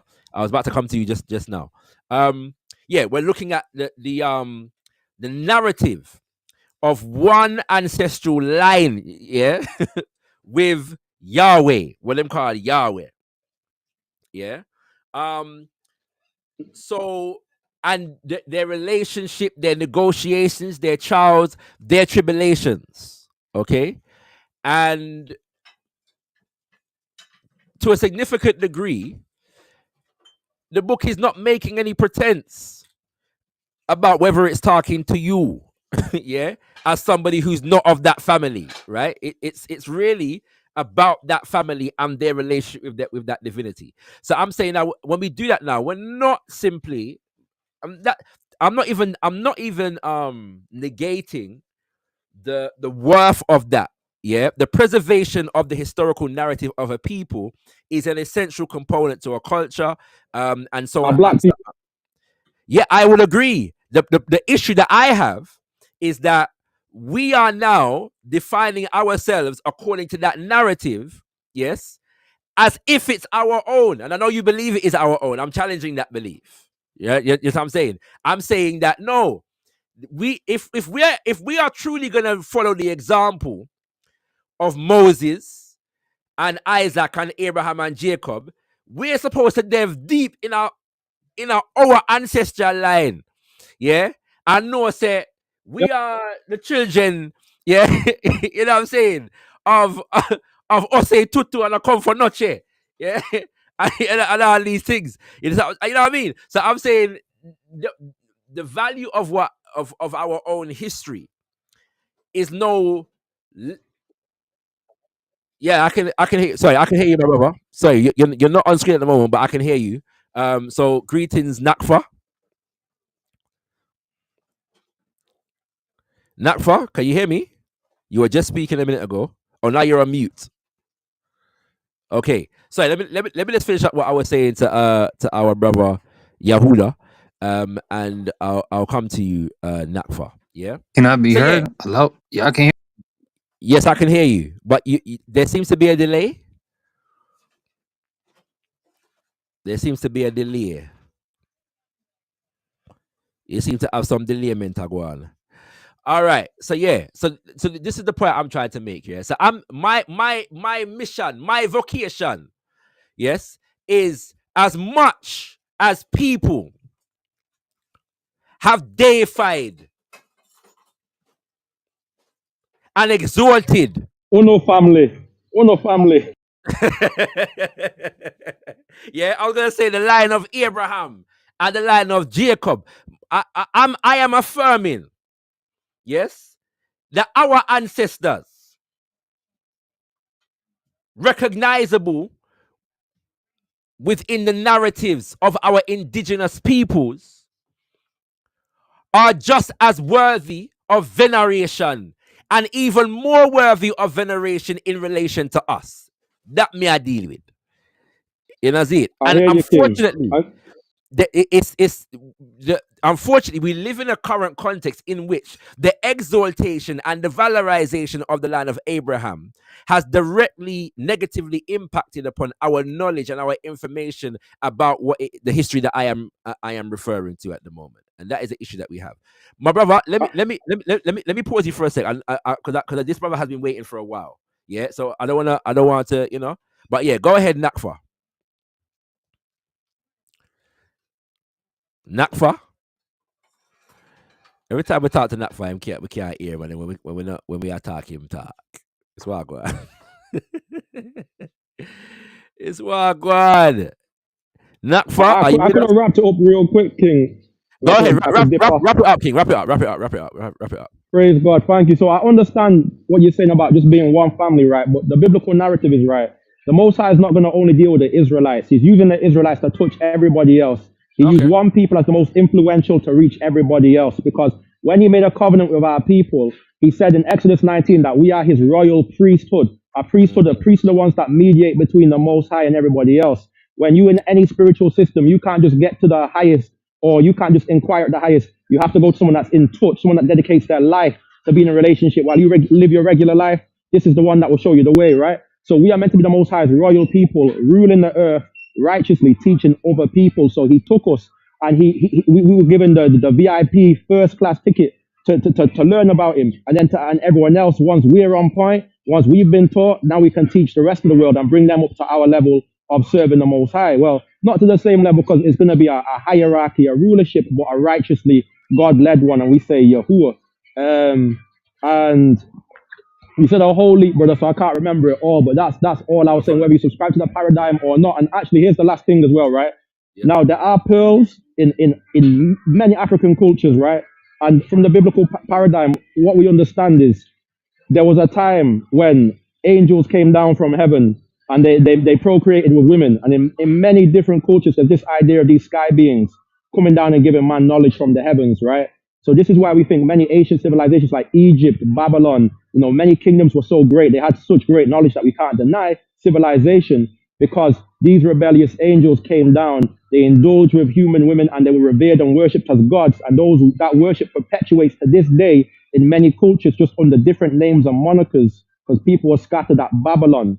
But the Most High, out of all these nations that had adopted the gods of the fallen gods to worship, the angels, there was Yeah. one nation that God was trying to lead out of that first before this nation could bring everyone else out of worshiping the angels and bring them back to worshiping Yahuwah, Elohim of, the Israelites. But I appreciate you, King, man. I've been hugging up your show, but I've loved the dialogue, every single My moment of it, brother, man.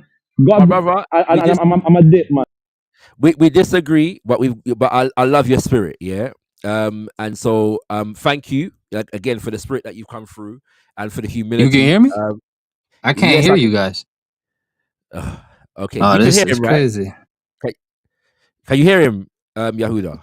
It's a very unfortunate. Very, Yeah, very I unfortunate. can hear him, but I think there's something wrong on his. I checked my Yeah, audio. on Everything is his good side. to go. Yeah, we can hear you, my brother, but you can't seem to hear us. So you might need to go and come back, go out and come back in. Well, you can't hear me, so it doesn't really make sense me telling you that. I'm gonna try and message the brother privately. But yeah, my brother, as I was saying, so appreciate that. Last year, I was intending to host a panel of Pan-African elders from different religious traditions. And I say elders because I wanted a certain experience in the conversation about how different faiths approach and or collaborate with each other in the community, working on behalf of our people.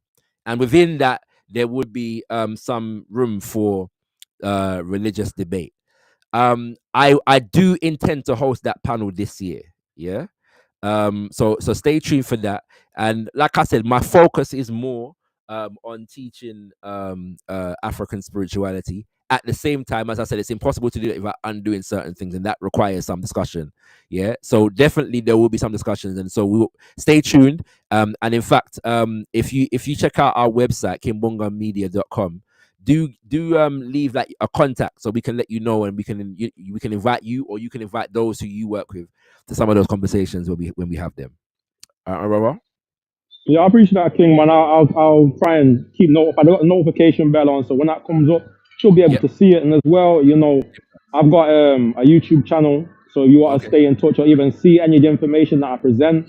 It's Yep. Hebrew Elevation Church, Right. and we're bringing out all this information of the different Hebrewisms of African tribes. Right? It's not that I'm a Okay. scholar on it, but the Right. brethren in our community that have all this knowledge about the African kingdoms and the Hebrew customs.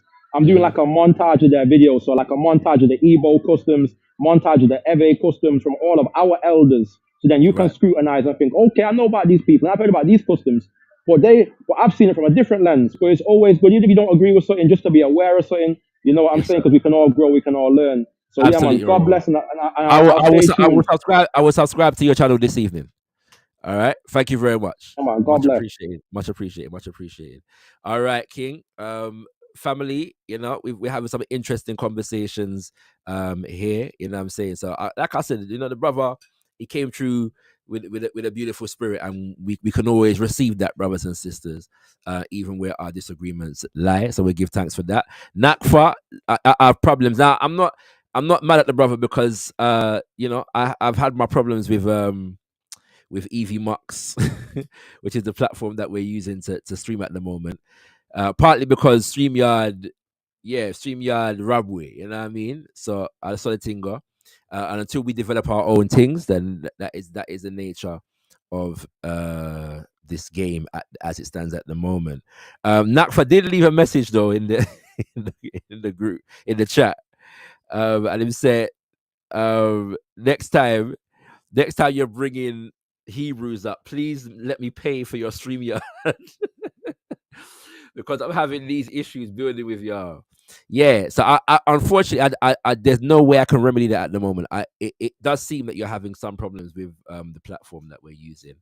I've not experienced that before. I've had some problems with it live, but I've not experienced anybody coming into the conversations who's had problems with it. So we're working on these things, brothers and sisters. So I apologize, you know what I'm saying, for any of the technical hindrances that are ours. So yeah, apologies for that. All right. That was a welcome detour. The show was not intended to be about that at all today, but we did invite you on to share your thoughts, and the brother wanted to know my perspective on the Hebrew Israelite situation.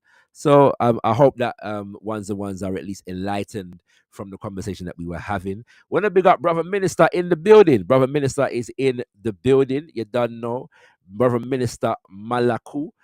We appreciate you, my brother, and your presence here in this space at this time.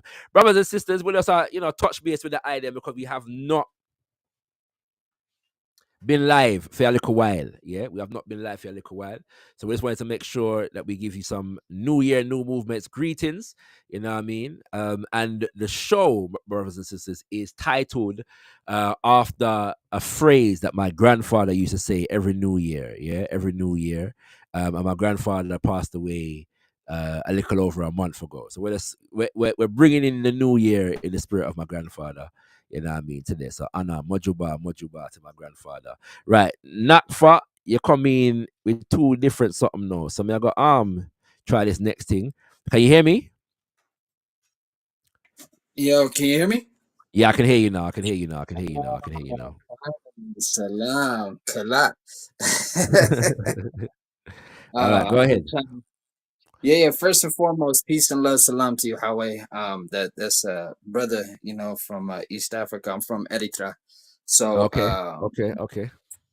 wanted to first give you your flowers. I've been following you for a while, ever since what's that joint?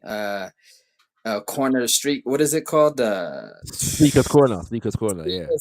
There you go. Yeah, you could tell I'm Mhm. from around that way. Yes, I sir. love the energy. I love the passion. I love the information that you would bring to those brothers and sisters on Speaker Corner. So, Mhm. since it's my first time talking to you, I wanted to, like if I ever get to meet him, I'm gonna let him know. I appreciated everything he did all those years ago. Much appreciated, my brother. Yeah. My question, my issue is, I love our brothers that that believe they're Hebrew, and they use the book to make them a better person, right? I'm all for that. Mhm. If it makes you a better person, whatever it Mhm. may be, I'm with that.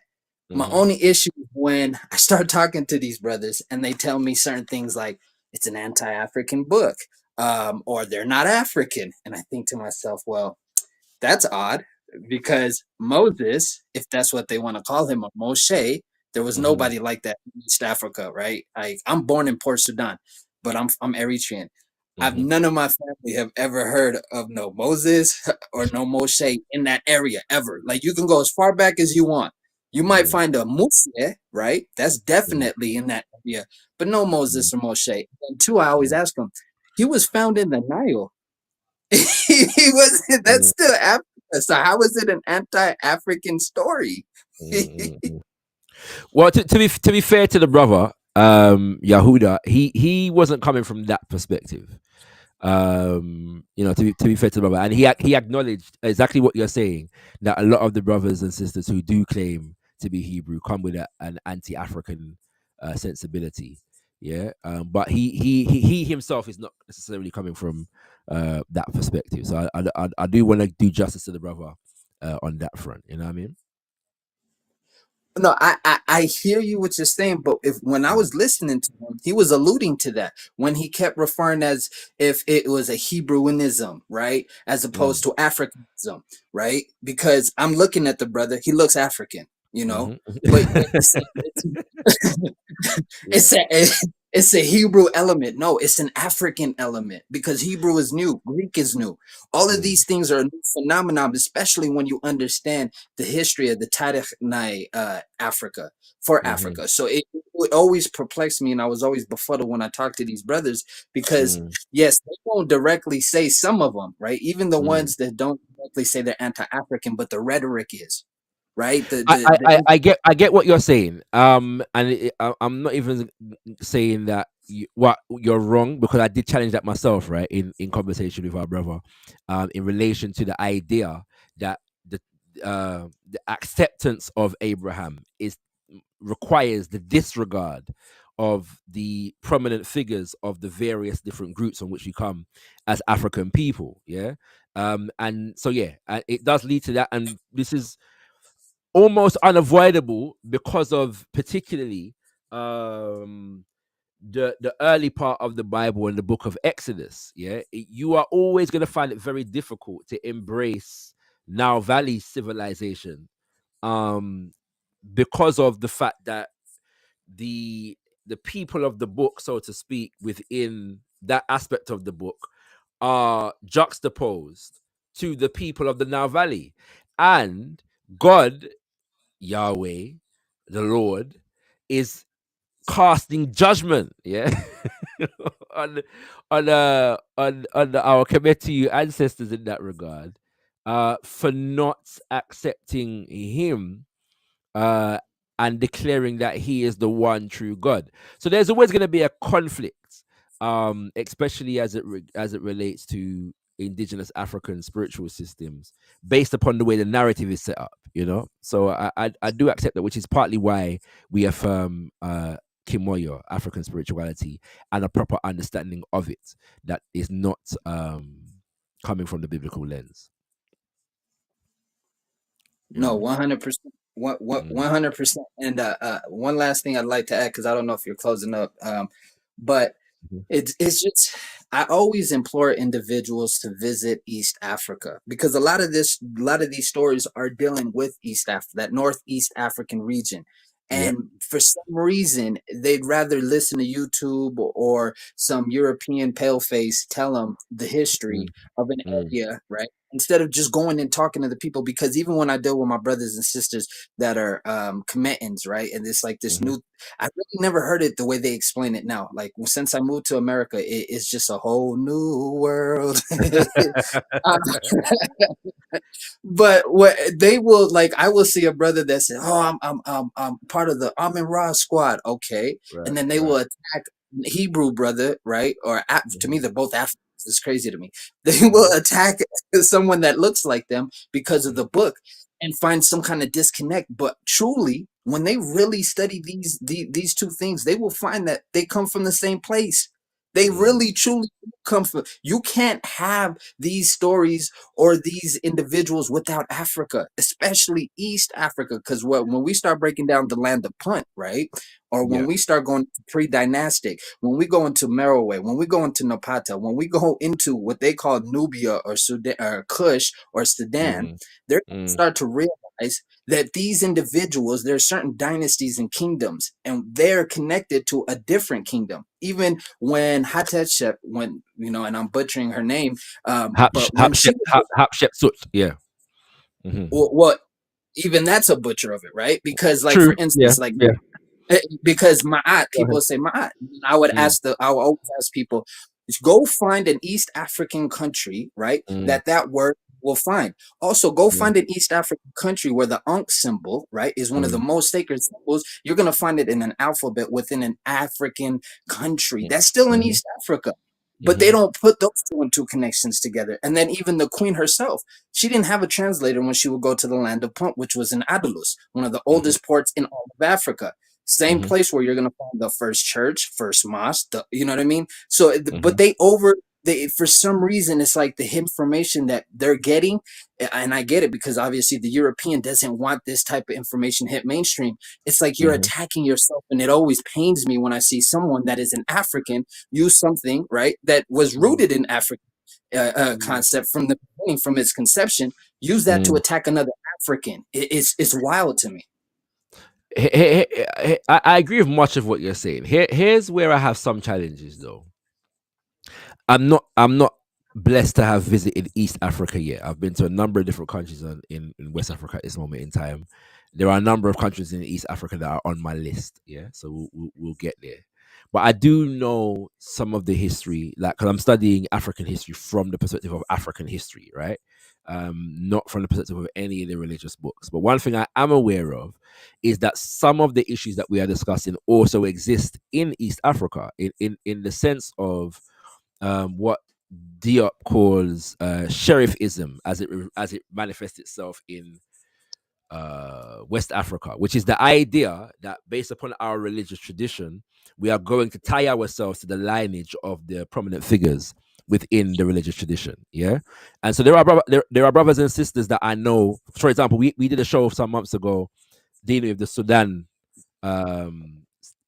civil war, And our brother who was our guest, Brother Ahmed Kabalo, was detailing a lot of the hierarchy that has been established among some of our people in the Sudan based upon who is a closer descendant of the Prophet Muhammad or not, and therefore who is an Arab or not. Yeah.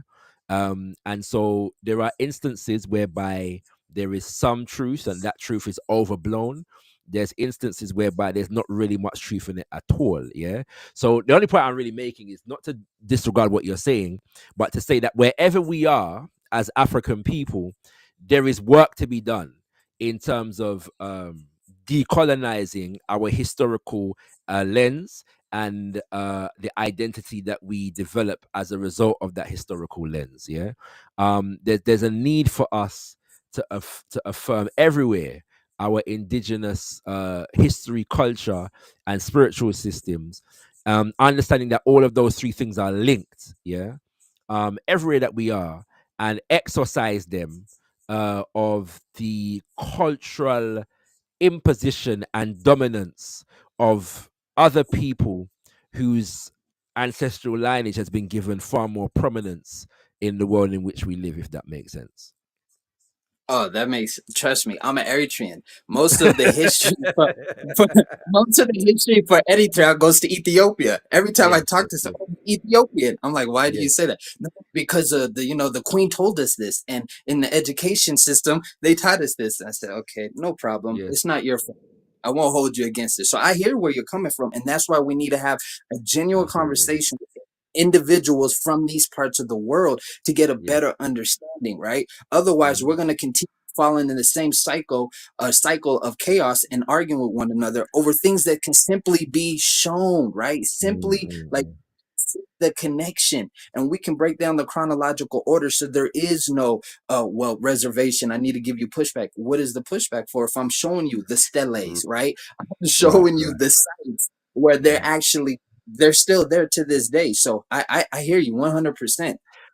My brother, I'm soon going to be sharing. I had the pleasure of hosting a brother, Manu Ampim, yeah, Professor Manu Ampim recently. He's from the States, but he does first hand research in various different African countries and mostly East Africa, for that matter. So I'm going to be sharing a presentation that we was able to host with him in London recently, soon. Yeah, so you'll get some of his first hand research in the East and Southern African region.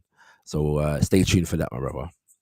All right. Oh yeah, I definitely look forward to that. And if you ever get a chance, we hold spaces every Sunday. We bring Africans from all over part of Africa, on X, and then we're also doing YouTube. So on X, it's Nakfa23. The website is redsearoundtable.com. We have Okay. articles and articles representing Africans from an African perspective for Africans. Period. Right. Right. Right. Right. My brother, thank you very much. I will be sure to check it out. Much appreciated. Peace and Yeah. love, brother. Peace. Peace. Peace. Kushti, I see you saying that you're there, but I can't see you. So I think you need to click one more button, yeah, to enter the studio. You know what I mean? Because you know, so when Kushti come through, we have to give Kushti the chance to come through. You know, see it. So yeah, Kushti, feel free to just double check if you've clicked all the buttons that you need to click. I'm sure there's probably one more button where you don't click yet, where you need to click. Yeah. So please do that. Brothers and sisters, I was actually going to go through some of my highlights here of the year for Kimbunga Media and all these things. All right. Empress Kushti is here. Empress Kushti, where are you? Greetings. Can you hear me okay? Greetings. Yeah, man, we can't hear you. Good. Give thanks. Good to see you live before I come through with the new year, Much and bring all appreciated. the seasonal greetings. And I Yes, see I. in the title that you said that you're going to have something new coming on and stuff. Well, yeah, So we're just saying in general, interesting. new year, new movements, and new Okay. developments are going to be coming. Yeah, so nothing specific at the moment is being announced, but we're just sharing. You know what I mean? Oh, I did think I was going to see an announcement, about the time your good sister Kushti came on here. I, I no, was going to see a bit of a our plot too, that's because this is I've what I'm been saying. waiting, my brother, and Yeah. I got some serious talking to them times there, Them kind of rhetoric that was going on there. I was waiting for the invite for your sister Kushti to come down and redeem her good name, brother. No, you know what it is. Okay. So as far as one of my highlights what is for this year, I was gonna in fact mention that we did two shows looking at the alliance of the Sahel. Yeah. This year, and Kushti was our presenter for the first of those shows. We invited her to come and present, and she co-hosted the second show. And so what she's referring to Yeah. Hmm. is the fact that most, if not all, of the guests were far less optimistic than she was in relation to the alliance of the Sahel. Whilst all admitting that they Beautifully hope, said. yeah, you know what I'm saying, yeah. Yeah. So they always said, they hope, yeah, that what they're seeing on the face of it is what's going to manifest in reality. But there were many, many concerns raised in relation to the nature of the coups that happened at the time. This is very, very early, yeah, in a lot of the developments that were taking place there. And so some serious questions were raised about the nature of the coups, and what happened and what their motivations were. But there have been some developments about a year later, there's been some developments, and there's more there's more Mm. cause for celebration, let's say. Okay. Are we still cautiously optimistic? Or are we optimistic now? Are we? I must admit I haven't completely disregarded my caution. Okay. Which is fair enough. Which you Right. surely do. However, what I will say to you, what Come I on will with the say to however you, now. Come on. yeah, what I will say to you is that I've spoken to some of the guests, yeah, that Mm. were on that show, Kushti, and you'll be Uh-oh. pleased to know, yeah, you'll be pleased to know that some of them have said, yeah, that at least some of the leaders have caused them to have to shut up. Yeah, you know what I'm saying? And stop Oh! talking. Yeah, so you'll be pleased to know that. Yeah, so I've been trying to reorganize a show on that subject because we definitely need to update. Yeah, Yeah. the I've been audience. doing my research in the background, so I Yeah, want to. man, and Yeah. and serious things are going. So, for example, we're hearing about not only now the French military, but the American military being kicked out. Right. And that was one of the questions. Mm. That so the guests were Brother Sekou Kele, Brother Leader Bandaka, and Auntie Afiong.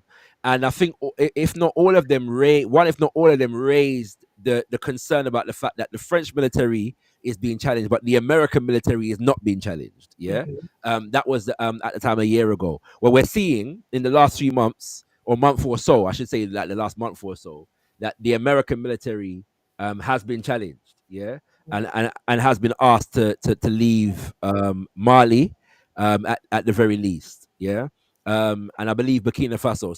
So yeah, so there's some good signs, Christy. You know what I mean? There's a lot of good signs. A lot of replica since then. A lot of West African countries have taken suit, especially very recent. And I think that there's a lot of conversations to be had there because, you know, when asking these questions to and it's just banter, right? Because I Yep. think it's great to be able to have this open conversation where we can ask these questions to those among us who our knowledge are very vast, right? And I think that when deciphering when to support and when not to support was important. And a lot Yep. of questions that I try to raise is then when does individuals who are serious and interested in the rise of Africa, what are the signs to look out for when we see countries doing that? What are the certain things that are ticking the boxes for us to know that they're correct? And I think maybe going back on that and the answers that I got back from that, maybe going back onto that and looking Yeah. at and seeing if that, Absolutely. yeah, because Absolutely. maybe if they're not necessarily saying that they're of one thing, but their actions is of something that might be, or even certain countries that got brought up around that time who have subsequently, I didn't think that. I think there was one particular one. What country was that one now, Shakara, where his missus was the French? Uh, Guinea. Yeah. exactly. And since then, Guinea's not really. Yeah, gone with the program. Yeah, that's Exactly. right. So, Yeah, you know, the yeah. analyzing of just because they all did it at the same time doesn't mean that they are all of Necessarily, the same of mind, just like what's mm, happening now, for example, right? absolutely, Certain countries that are doing it. And absolutely. why are they doing it now? When I was looking at one of the countries that I said that are doing it, it's time for them to do their election. So are they Yeah, really yeah, doing yeah, this yeah, yeah. for, what are the reasons behind that? So I think, Right. like you said, and I think there are some countries that are doing it who are genuine, who have seen what the Sahel Alliance have done, because even within their countries, what they have done within a year, Shakara, Yeah, yeah, yeah, yeah, yeah, is yeah, yeah. amazing alone. So No, no, 100%. I tell you this. I was in Gambia last week. Yeah. yeah. And I went there in Gambia. They had a thing called a trade fair, and so for those who know that region of Gambia, mostly Mali, yeah, you get a material called bogolan or bogolan fini, yeah. And I knew I was gonna be able to get some in Gambia, but what so happened was they had a thing called a trade fair, and a brother from Mali was at the trade fair, yeah. So we were shopping from him. We was buying one or two things from the brother, and so I took the time to ask him, so how are things in Mali? And he was very optimistic. Yeah, he said it's good, it's better today. We're challenging, the certain and certain thing, and so I said to him, well, we want the people of Mali to keep fighting. Yeah, we're watching you, and we're supporting you. So make sure that you keep fighting. Yeah, you have our support. But he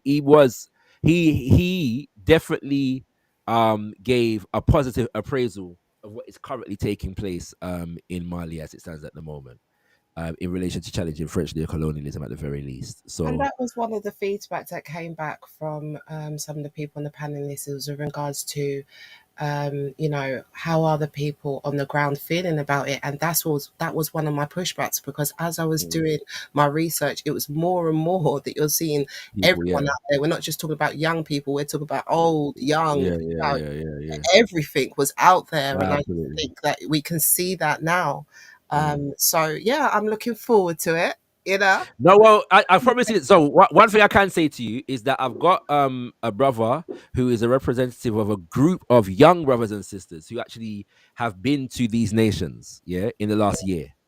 And so but I'm going to be bringing them on soon, yeah, like within Oh, a month, so yeah. great. Well, definitely by the end of February you'll hear from them. So I'm gonna what I'll do is follow suit and invite you on to co-host once again, Kushti. You know what I'm Looking saying? forward to it. And but the people them say I they want might to see not be the only optimistic one there, or shall no, I? no, no, Because you won't. No, you last time won't there was be. No, no no, no, warning no. for your sister. No, no. So shall I These get my brothers and sisters. tissues this time? No, no, no, no, no. These brothers and sisters are probably even more optimistic than you are. So Okay. yeah, Oh, cool. Then yeah, that's good. I might be able to play the other role then, because yeah, as you said, man, yeah, the man. balance is But necessary. but but Kushti, the people them say they want to see your pretty face. You know what I mean? Ah, oh. We have to get the brother up to a certain amount of subscriptions for that. I lie, brother, for that moment to come. I We'll love do it. I love it. unveiling then. And the Yeah, man. Yeah, million, man. Yeah, man. and Yeah, the man. Yeah, million man. following. How But soon? yeah, Christy. But no, what I do want to say though, Christy, that's I appreciate you and your contributions to those shows. Because first and foremost, it was able to give your presentation was able to give people an understanding, yeah, of what was actually taking place. You know what I'm saying, at the time, and the history behind how the so-called coups have come about. Yeah, and so it definitely laid the foundation. And I don't think you should feel uh negative about the conversation with the panel either. Yeah, No. you know what I'm saying. Yeah, it was, yeah, it was a learning for us all. Like I said, I was kind of in between, and there were the certain questions that I couldn't ignore. But you like you say, you want to have faith, if that makes sense. Yeah, And absolutely. but either way, your contributions to those conversations were valuable, and so we're gonna make sure that we get them in again. I At the really. same time, we had a conversation about Senegal last year. That was another one of my favorite shows. Mhm, A couple conversations, and we featured some brothers and sisters from Senegal. And mhm. there's been questions. So even those who are optimistic about Senegal, they've had cause for caution, if that makes sense, since that conversation as well. Yeah. So so But Senegal is one of the countries that have actually asked them to that's kicked them out. They've declared that they've kicked them out. right. So, And and this is what I'm not to interrupt you, brother no, Shakara. go on. This is what gives credence to what you're saying, right? And that's what I'm saying. When I'm saying I'm optimistic, I'm not just being optimistic, fairy headed. Right. You know, Absolutely. there were steps that I was seeing that to me showed that this is different. You know, you know, he was going for the industry, he was going for his for the education sector, what he's built since then, you know, his stance, his military stance, the fact that he was out there fighting with them, you know, these are all, you know, I'd be listening, and it's important to listen to our greats and that told us to watch out for. And so when I'm listening to it, because it's always the same story, right, Shakara? We know this. It's always the same patterns that they use against us. So when I'm seeing something different, I was like, no, hold on. This is something that we might have to look a bit closer to. And it's important to have those who are with their experience to have that dialogue, to not have the attitude of, you know nothing, and, you know, I'm too good to dialogue with you. The fact that, you know, they're open to have that dialogue is, I don't find that as something bad. I think that that's something that we need to see more of. And and as long as I'm coming with facts and reason, then I should be able to have a voice in the conversation. And I think that you demonstrate that with your panel all the time. You know, as long as you come with the facts and you know, you're about your people, then this is a dialogue for everyone. So I think that that's fine to have that dialogue. I don't see it as a negative, because technically, you know, your sister Kush was right. Yeah. So I don't see it's a negative. I think that, you know, it encouraged me in my confidence to do more research, trusting to the way that I'm doing things, and do you know what I mean? Things like that. So I just want to give you thanks for giving that platform. You know, now that I know that you've got some other people coming, and it might be a part 2. Now I've got to get my research up, because I'm talking to absolutely now, you know. And you know, I forget the subscriptions up if you want to Kush the pretty face. Yeah, you know what I'm saying? So, you know what I mean? More subscription and 1 more, million, you know, 1 million. 1 million. All right. All right, Christy. Love. Stay where you are. Stay where you I are. just want to ask you one quick question as well. Go. Are we going to be able to see Kemi Seba come back again? Are you organising to the UK? Yes. So when he comes is on his own schedule, you know. So normally he'll holler at me. I don't, you know, if he chooses to holler at me, I'll be there. Yeah, I don't necessarily expect it. Not that I expect him not to, but you know what I'm saying. He has an organization, and so they may decide to do things differently. Absolutely. But absolutely, if he calls me, I'll be there. Okay. Yeah. Brilliant. So yeah. Let me just remind people that we've recently released our event with Brother Kemi Seba from 2023. We'll be releasing the separate videos of that in the coming weeks as well. But do check that out. Our brother Kemi, who has also, by the way, Kushti, visited all of the Sahel nations at this point. Yeah. And met with all of the presidents. Is one of the, if not the most prominent Pan-Africanist voice in the French-speaking African world at this moment. Yeah. So he doesn't have very much in English, but what he does have in English, most of it is on Kimbunga Media.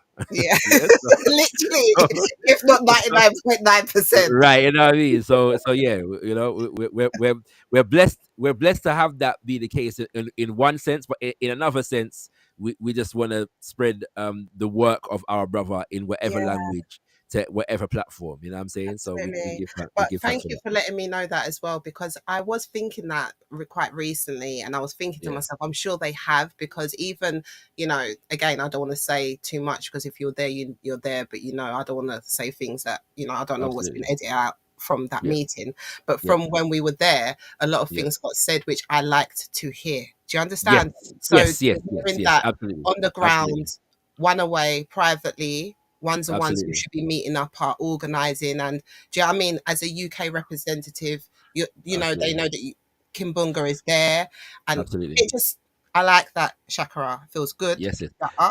Well, I'm a holler at you. I'm a holler at you, because if and when he does call again, you may be part of the organising, but that's another subject for another time. You know what I mean? Of course, you know, I'm there. All right. I want to big up. Stay where you are, sis. I'm gonna come to you, Semayu, in a second. I want to big up my brother Scattered Minds in the building. Yeah, big up my brother. Big up Melanated Goddess in the building too. You know, Melanated Goddess is in the building. You know, yeah, yeah. You know what I'm saying. So big up Melanated Goddess. And Scattered Minds says something that it looked like him did want me read out. So all I did, let me scroll up back to see what Scattered Minds I say. You know what I mean? I want to miss not what Scattered Minds I say. Scattered Minds, where did he come in? Said good to see you back. Oh, said therefore gonna be online this year. I forget my Kimbunga Media contract in place. Well, yeah, you know, so the thing open to the eye. Scattered Minds, you know what I mean? So when you're ready, well, yeah, we gotta get that presentation in though. That's the first order of business, yeah. You know what I mean? I talk about. So whenever you're ready, we'll get that done. You know what I'm saying? But yeah, man, and yeah, regular shows are all well and good if that's where you want still. So you know what I mean? We can reason about that. So we got Scattered Minds in the building. Bala is also in the building. You know what I'm saying? You know, so we give thanks. Oh, let me not put that up on the screen. He's giving Scattered the cussing. You know what I mean? So yeah, big up my people them listening in. All right. Semayu. Shemsu Jop. Uhuru, my brother. Uhuru. I love the greetings. Give thanks, my brother. How are Uhuru. you? I'm good. I'm good. How are you? I'm blessed. I can't complain. Give thanks and praise, man. Thank you for the Yes, work sir. that you do for our people, man. Give thanks. Give thanks. All right. Mm-hmm. So, what's happening tonight? Right, it's open house at the moment, my brother. It's the new year, and so I haven't been live for a while. So I just thought I'll come live today just to check in with brothers and sisters and hear from brothers and sisters. And I was gonna go through some kind of a review of last year and what was enjoyed from being director and host of Kimbunga Media. And some, you know, but I haven't really been able to do that today just because brothers and sisters have been coming through and raising their own conversations, and so we've just been having our open conversations. So feel free to contribute in any way, shape, or form you see fit. All right. All right. Thanks a lot. Mm-hmm. I'll just jump on to what our sister said, Empress Kosh, Yes. on the subject of what's happening on the Sahel. Mm-hmm. So, I think it is a highlight. It is a time of awakening. Mm. And the things that are happening in West Africa, we in the diaspora need to pay a little bit more attention to it Mm-hmm. and find a way to see how we can help in that. What is happening in the Sahel has not happened in a very long time. Absolutely. The French has managed, in the way that they colonized Africa, to have um, basically the way in which they did it, hid it away, hid them away from the scrutiny of the world. All the countries that had colonized did decolonize in some way, whether it's the British, the Portuguese in 74, and maybe others. But for the French, they managed to switch from colonization to neo-colonization in a way that nobody expected them to do. And that Mm. lasted for a very long time. Mm-hmm. So to see the countries in West Africa, French colonized, and to just rise up in the way that they did and got rid of the French in some respect, for certain we Mm. can say Mali, Burkina, and Niger. For the others, as my sister said, we have a little bit of blind spot. We're not quite sure what's happening in Guinea, for example. Yes, You yes, yes. understand? So And Chad. that's right. And Chad, Mm. well, Chad, we're not so sure. Basically, what the guy That's what in I'm Chad saying. did, Yeah, we're not Déby, sure. That's what I mean. Yeah, we're not sure. Yeah, go on. what Déby did in Mm. Chad is much clearer to what is happening Mm. in Senegal. Mm, mm, Idris mm, mm, mm. Déby did completely uh, shred to pieces the defense accord. It's called in French les accords de défense. Mm, Because when the mhm, French left in 59-60, what they did was sign some documents. And in those documents, you have 11 points. Those 11 mhm. points, even the French government, a simple minister cannot have a look at it. It is the prerogative of the president. Yeah. And these accords are military, economic, cultural. For Mhm, example, mhm, you will see that any president in those so-called African country colonized, French is their official language. No president dare to speak in his own language before speaking French. Yeah. They have no other choice. It's in the document.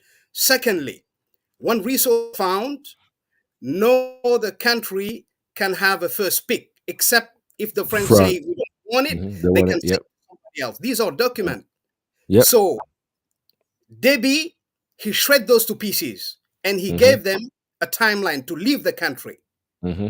In Senegal, we're not quite sure. When they won the election Yes. and they were holding a meeting among all the people in the diaspora, all the Pan-African that helped them, that party called PASTEF that is in power today, they invited a Frenchman in the left, because in Africa there are still some amongst our people that think that you can look at the colonizer and separate him in two groups. Those on the right, far right, are the bad one, and those are on the left are the nicest one. Yes. They did not study Sheikh Anta Diop, who told them that sometimes the guy on the left is worse than the guy on the extreme left. Yes. So they invited that guy because on a couple of occasions in France, he said that France must change its policy in Africa. So they invited him. And what he said there shows you where they are heading with countries that are not taking radical decision. For example, he said that French, the language, does not belong to French people. He said French belongs to every single person that speaks it. And since Africa has the largest number of people that speak French, so therefore French is an African language. You see the trick? Yes, That's sir. number Yes, one. sir. Yes, sir. Number two, when the guy in charge, Usman Sonko, I'm not suspecting his sincerity, but I'm suspecting his knowledge of the colonizer. You understand? So what he said in that speech was, we are not happy with having military bases here. But then he added straight away, we are not questioning the accord de défense. And it is in fact, Which, my brother, sorry, which is a bit of a backpedal from what they were saying prior to. So the whole rhetoric leading up to the election was le rupture, yeah, thank you very much. which is the separation. So go ahead. That's right, la rupture. That's what they said. Over the cabinet, la rupture, la rupture, la rupture.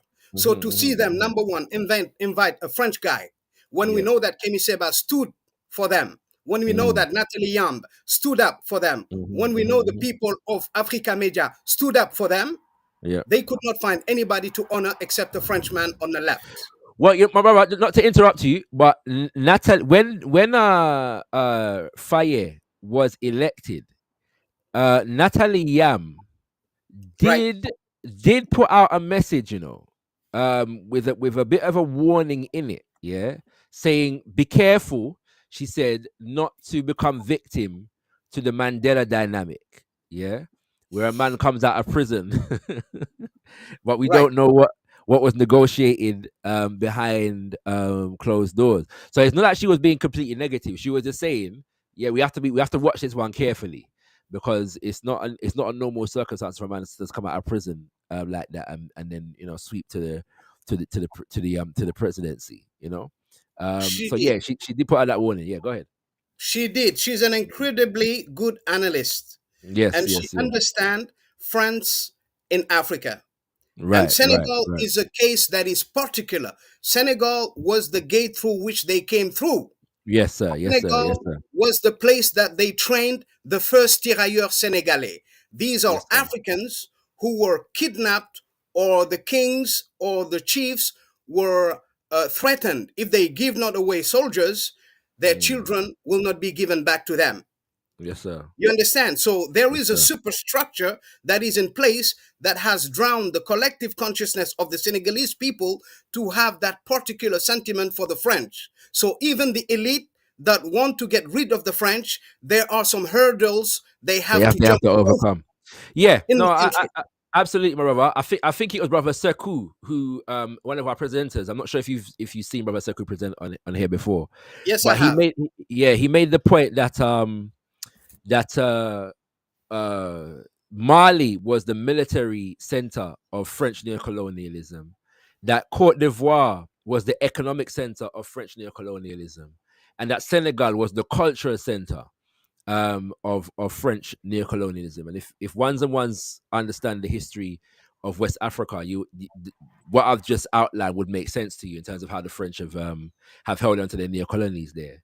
And you're absolutely correct in the sense of the fact that even sometimes the most progressive leader at a moment in time may not represent the full extent of the political ideology that we need to have to solve the problems ultimately, if that makes sense. They may just be a step in the right direction. You know what I mean? And in fact, I've seen a conversation that it was like a roundtable conversation that took place in Senegal, and it must have been quite a while ago, because I believe Brother Kemi Seba was living in Senegal at the time. He was part of the conversation.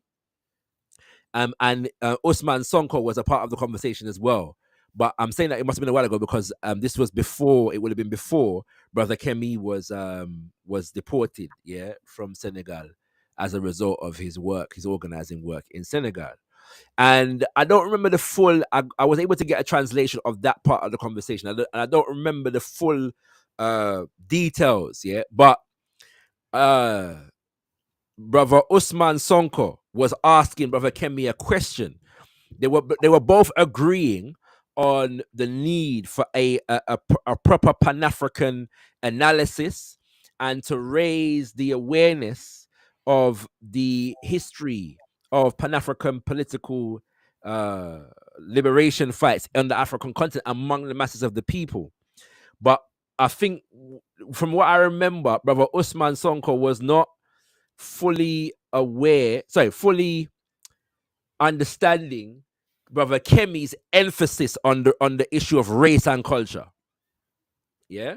And so Brother Kemi answered in relation to why it is important to assert the racial and the cultural dynamic in these matters. And that's one of the reasons why here at Kimbunga we come from a Garveyite perspective, because the Garveyite perspective emphasizes that issue of race and culture and places the issue of the white left and the white right in proper context, as far as I'm concerned. And so we're going to be doing that, continuing that throughout the year in terms of scientific Garveyism, universal African nationalism, what it has to teach us in relation to these issues, We need that. We need that work. And I remember that conversation. I did my schooling in Senegal. Right. He was asked about Pan-Africanism, and he defined Pan-Africanism as being something that belonged to all Africans. He was asked to emphasize, he said there are white people in South Africa, they can be part of Pan-Africanism too. And he mentioned and in North Africa, exactly, North Africa. The culture of Pan-Africanism does not exist. Why? One of the reasons is big. Senegal is between basically a hard place and a rock. The hard place is religion, Islam. 98% Muslims, and it is not an Islam that people are just pretending to be practicing. They are by and large very serious about it. You understand? That's number one. Number two, it is the cultural alienation that the French through colonization have taken over the elite. That's the issue. That is why the Pan-Africanism that you guys are, the Garveyism that is for me true Pan-Africanism is not popular over there. Even though the work of Dr. Cheikh Anta Diop is available, some of them I was gonna say, my brother, we should also affirm the positive as well, that among brothers and sisters, particularly in Senegal, there is an intellectual renaissance of people at Diop among the youth, and that is very much a part of the dynamics, of the movement over there at the minute. You know what I'm saying? So in spite of everything that you've mentioned, there are some positive signs. Not so that what you raise is not there's not wisdom in what you have raised, but there is also that dynamic that is taking place there, whereby people are affirming and asserting and learning. They're on a journey of learning themselves within various Pan-African traditions. I appreciate your pedagogy, my brother. Uh, I am by no means Mm, doubting the sincerity as yes, these two gentlemen, as I said. I yes, you am have not. said that. I am Yes, sure that they are sincere. I am yes, sir. just Yes, saying sir. they have a blind spot. Yes, sir. Yes, sir. And Yes, sir. I hear unless you. we have that education that you're talking about, what Yes, is yes, Pan yes, Africanism? Because growing up in Senegal, we don't have the concept of race.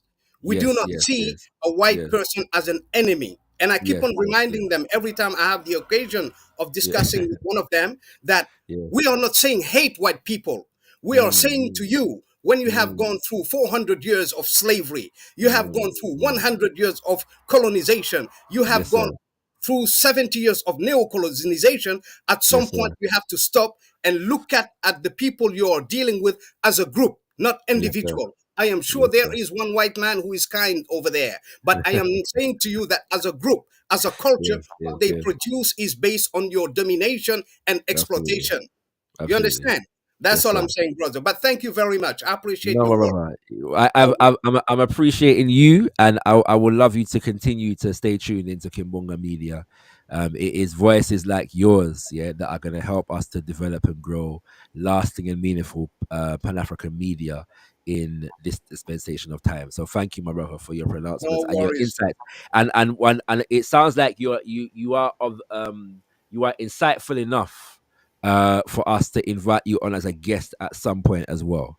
So do stay tuned because you may get that request from us at some point, my brother, to share even more Anytime. of your insights, yeah, into Right. Anytime. Senegal and South Africa and so on and so Anytime. forth. Uhuru. Uhuru. Uhuru, Uhuru, Uhuru. Right. Brothers and sisters, that was our brother Semayu Shemsu Diop. So much appreciation, my brother. I'm gonna leave the lines open for another 10 minutes, yeah. So if anybody wants to come through in the next 10 minutes, you can do so. If not, I'm just gonna wrap up and just go through some of my highlights from last year as well. Kushti, was you trying to say something a minute ago? Yeah, I was really loving that discussion as well, because Mm-mm-mm. those discussions help you to kind of plug in some of the holes to the history to Yes, to yes, yes. to bringing us to where we're at Absolutely. the moment of where we're talking Absolutely. about in Absolutely. regards to the Sahel. So I really appreciate that discussion. Absolutely. So I give thanks for that.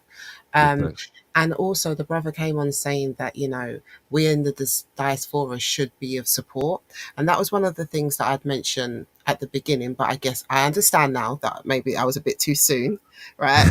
But but a year later, yeah, Yeah. Yeah. especially with certain countries, I think because because if not, then we have to ask ourselves, what do they have to do on their own to get to the point Mm, to prove it to us?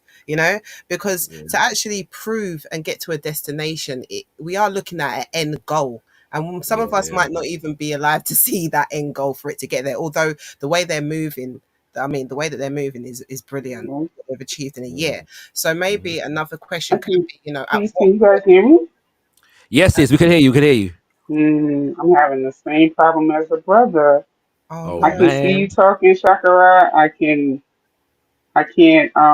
Well, I just joined to say Happy New Year, and I look forward to seeing all of what Kimunga Media has in store. And I'm a happy mod here. Want everyone to know you're in a safe place, a place of love, a place of growth, and all of that, and I'm just happy for to be amongst family and good company. And I learn each time I come here, and I feel the presence of the ancestors and everything else. So just blessings for 2025 for everyone. And that's all. I literally can't hear anything. This is weird. Yeah, yeah, yeah. That's unfortunate, sis. But thank you. Thank you. I can't do sign language very good. But yeah, much appreciation to Melanated Goddess, a long time supporter of the platform. So much appreciated. Finishing what you were saying, Kushti. Yeah, bless up, sis, melanated. Mm, Definitely felt that love. Uh, yeah, well. um, so maybe a discussion of at what point, if there is a point, and Mm, also definitely the discussion of how we help in the diaspora or those who want to. Do you understand? Those who feel a need, mm, because I think it's also important to highlight that at no point, and correct me if I'm wrong, I've not heard any of, especially the main 3-4, have ever asked for help at all. They've not looked out. Well, I mean, I understand how they've had negotiations with other countries and things like that, but they've not necessarily done it as a plea, like how we've seen other leaders go into UN and start pleading with no shame, you know. So I think, Right, you right, know, right. I get what you're saying. Yeah. yeah. So Mhm. you know, even I'm too young to. I wasn't really old enough at the time, but you know, when what happened in regards to South Africa, those who had an urge to help in the Western Union organized boycotts, you know, things like Mm-mm. that. You know, there was a real push for governments to um, stand or do something. And even if we don't expect, because we don't really want Western countries to intervene, our stance could be actually just back off. Do you Yeah, understand? yeah, Like, yeah, yeah. you know, organizations in help supporting organizations in Paris, because they're literally our neighbors, into how to do that, you know, start applying pressure that way. You know, I'm just thinking Absolutely. of, but these are just things I'm saying that could be added to the discussion for when you're saying it No, in terms one of hundred percent. we, I'm yeah, 100% sure that in the next couple years we're going to be called upon to defend the states of the Sahel Alliance, in some way, shape, or form. Yeah, yeah. I'm 100% certain about that. So good. All right. So Mm. yeah, I'm certain about that. Stay there, Kushti, because Imhotep is here. Say Imhotep is here. So I just wanted to make sure he can hear everybody. Imhotep, you there? Peace, peace, peace and Pan Are you- African power to everybody under the sound of okay. my voice. I. So you can hear right then. I can now. I had to Okay. fix something just now. Okay. Okay. Okay. Okay. All right. Cool. Peace, Cool. Cool. peace, blessings. All the way from Trinidad. Blessings, King. Peace, yeah, give thanks. Yeah, man. I think I'm more blessed than most. Probably not going to be as affected by this SOE than most people are. But Oh, just came to maybe share some the of state the. of emergency is saying. Yeah. Go ahead. Go ahead. Oh Mm, yes, sir.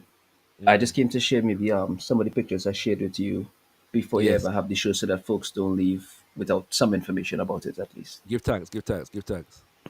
Yeah. All right. Hold one sec.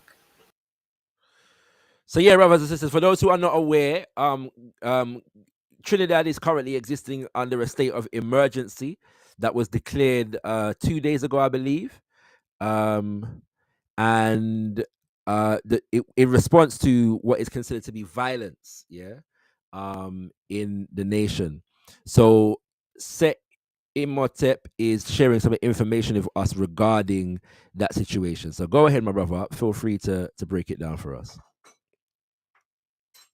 Uh, to be fair, ain't too much to break down. Hmm. Really just wanted to show the audience specifically that it is Section 8(2)(c) of the Constitution, which the President will have said is the her justification, her legal justification Hmm. for calling an SOE. And for those who may not be aware, we calling states of emergency in Trinbago is a little bit politically controversial. The last time that there was one called, it was not this administration or this term, but the previous administration, and it was controversial then because of the Right. basis on which they called it. So I just Mm, wanted to show number one, the media release from the office of the Prime Minister, mm, stating that this was the legislation in question, and then mhm, a proclamation from the president. Let me just show that, right? Proclamation from the president quoting the same section, but kind of misrepresented it here. mm, And then I will show, let me zoom past the SOE stuff for a while. Right. And sorry about the clearing of my throat. There's a cough going around Trinbago at the moment. I'm kind of, and it's in no my worries, house, King. you know. So, No worries, King. Go ahead. so yeah, so section 8, 2(c), which we will have seen in the Office of the Prime Minister's media release, Hmm.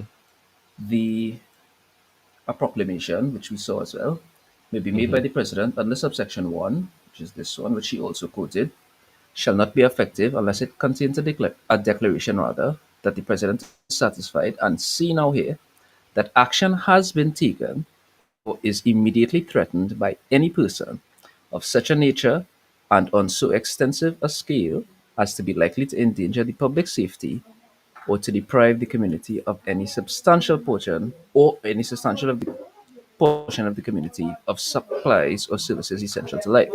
Right. Now, what this suggests to me is that they must have, well, I shouldn't say what it suggests to me. My reading of the law suggests that Mm. this must necessarily mean they have information that either action has been presently taken or Yes. is immediately about to be taken that is Yes. of such a scale.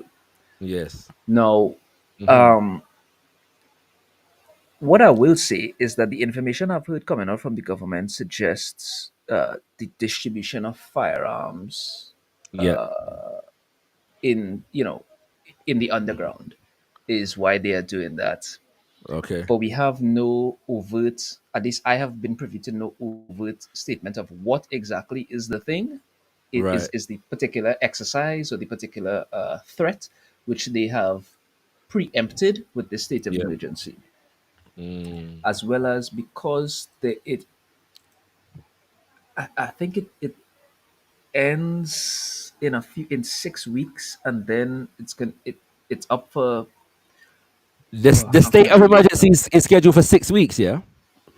What, don't quote me on that one. It's scheduled for a short period of time, then to be Right. renewed by the parliament. Okay. But yeah, I don't want you to quote me on that 6 weeks. Okay. Unfortunately, Mm-hmm. is this the right one? Yeah, this is the right one. But I also wanted to just so that we can clarify specific communiques directly from the government, so that people don't have to Right. be concerned about what exactly is going on. Mm-hmm. Now, individuals who pose a Yeah. threat to public safety. So, as far as the particular legislation that they quoted Yeah. suggests, there will already have been individuals Right. in mind which preempted the need for the state of emergency. There should be no need for a wide dragnet clampdown on citizens, because the very Okay. purpose of the SOE means that they already knew that something either had happened or was about to happen, and they could only know that Okay. if they know who the people are. Yeah. Mm-hmm. As well as this. So, well, I mentioned that because in the past SOE, there was a lot of dragnet policing, a lot of mass arrests. Yeah. Yeah. Yeah. Well, there was a curfew the last time, but as we can see, there's no curfew this time, and the curfew was a big reason for a lot of the mass arrests. But Okay. I'm not Okay. really heartened that that means that there's not also going to be another spate of mass arrests, right? Right. Right. Right. So now we have the police service has the authority to arrest individuals on suspicion of involvement in illegal activities. Now, I, if I'm fair, I don't know that that is necessarily any different from the powers that they have generally. The fact Okay. that they put it in these regulations makes me feel like that definitely is not a power that they have regularly. Okay. Okay. However, just the phrasing of the regulation, just on suspicion of involvement, well, if you live in Trinidad and Tobago, you don't have much faith in the, let's say, the critically analytical capabilities of the Trinidad and Tobago Police Service. And so Okay. their suspicion of somebody's involvement in illegal activities doesn't really prove too Prove much, anything. at least not to Mm. me, you know. Mm. But Okay. that's just my pettiness. So we move on. And this should be the last picture. This should Yeah. be the last one here. Uh-huh. Right. And these two are really the biggest red flags for me, which is that the Okay. TTPS, outside of needing a warrant, Mm. and outside of, how shall I say, being in the immediate pursuit or arrest of a Right. crime, as in Mm. the prevention of a crime, Mm. they now have the ability, well, the power, it says right there, the power to Mm. enter To public serve. and private premises, quote Yeah. unquote, as necessary. Now, in this case, Mm. Mm. as I just said about the critically analytical abilities of Mm. the Trinidad and Tobago Police Service, who is determining what is necessary? Yeah, yeah, You yeah, know, yeah, yeah. you're putting these powers in the hands of the police. It's kind of a running joke in Trinidad and Tobago that a lot of the police can't read. You know, maybe they can, but it's a running joke that quite a Yeah, lot yeah, of them yeah. are what we would say, let's say, functionally illiterate now. Illiterate, yeah. And you know, I'm not in the habit of shaming, especially African folk, for Mm-hmm. being either No, yeah, functionally or fully yeah, illiterate in these yeah, European languages, right? yeah. Mm-hmm. They not cater to our brains. Let's put it like that, right? At the Mm-hmm. same time, Yeah, if we're talking about the same kind of folk who will have your driver's license in their hand and write your name down right. on your ticket, You need, you yeah, yeah, dig? yeah.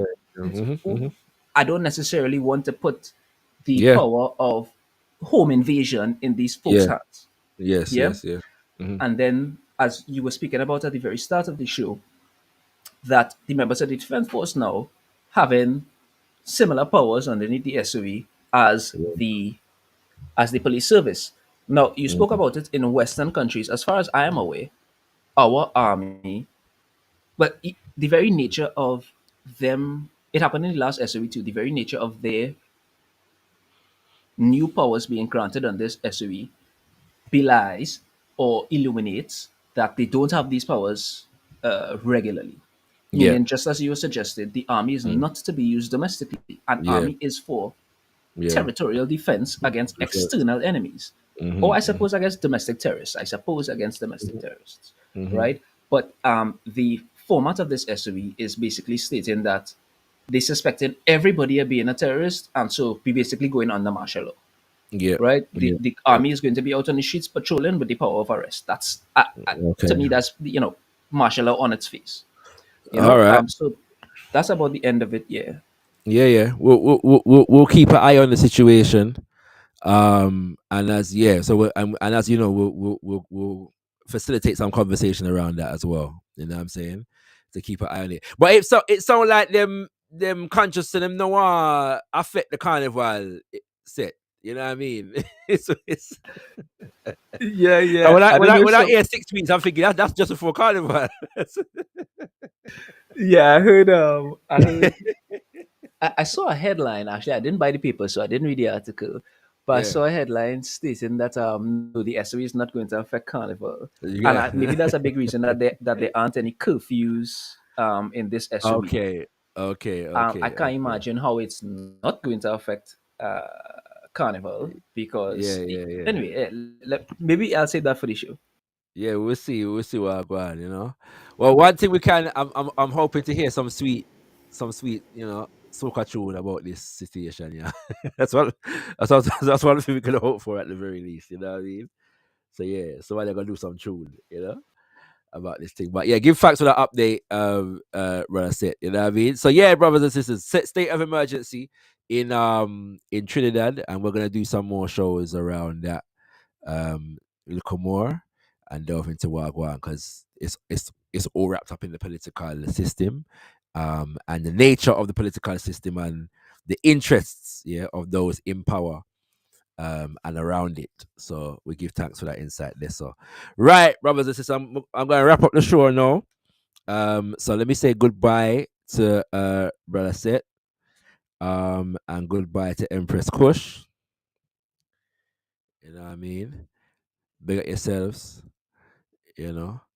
And much appreciation for coming through on the situation. Kushti, you still there? Yeah, sorry, I was just trying to All find right. the end button, this new Okay. fancy thing that you got on there. If Yeah, you yeah, don't I know. It's gonna be a learning curve, brothers and sisters. But trust me, it is actually a better platform. So, yeah, it but yeah, looks there's a learning curve associated with it. You know what I mean? So we're working through. But I can remove it myself still. But thank give you. thanks for coming Bless through, our Kushti, yeah. family. Oh. All right, love. All right, family. That's all the thing there. New year, new movements. Yeah. So like I said, for those who were not here earlier, I'm came live impromptu today just to connect with the family. I've done less lives in the last couple of months, but our output has not been any less as a result. So I hope that ones and ones have been appreciating what we have been putting out.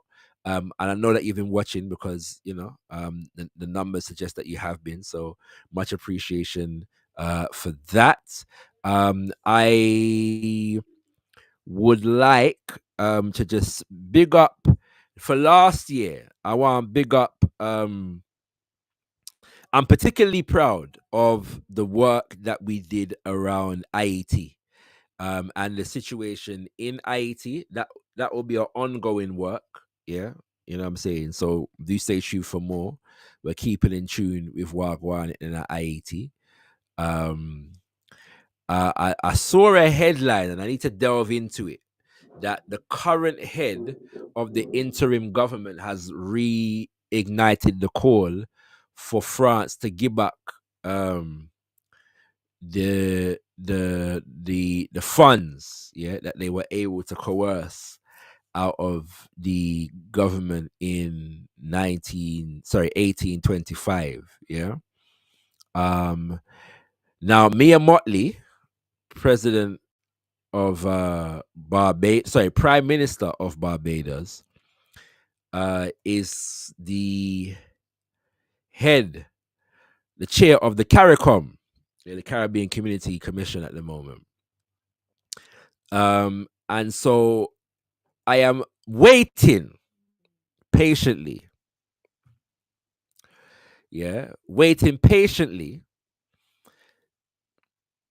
to whatever extent the government, the interim government, which, as ones and ones will know, we have serious reservations about.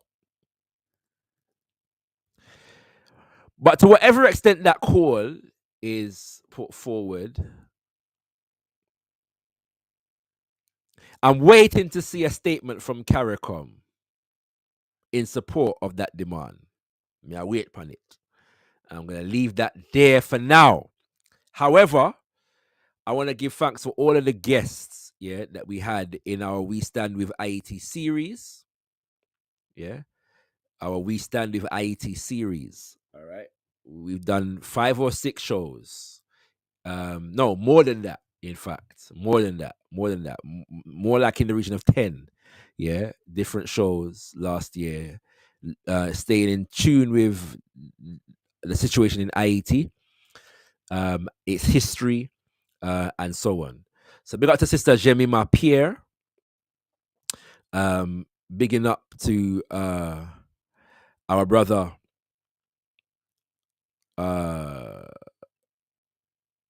I know I'm calling by the wrong name, you know.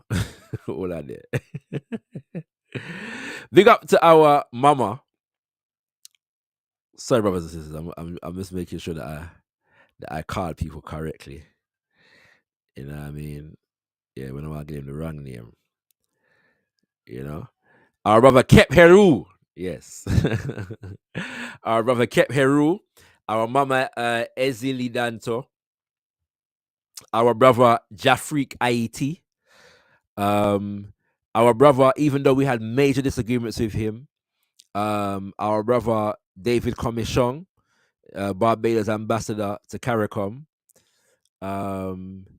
Our sister Kabuma at Keru, who was scheduled to come through for one of those shows but was unable to in the end.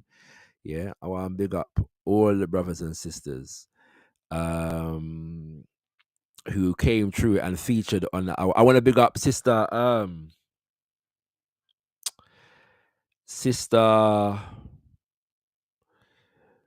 hold on there. I see you give the name. Sister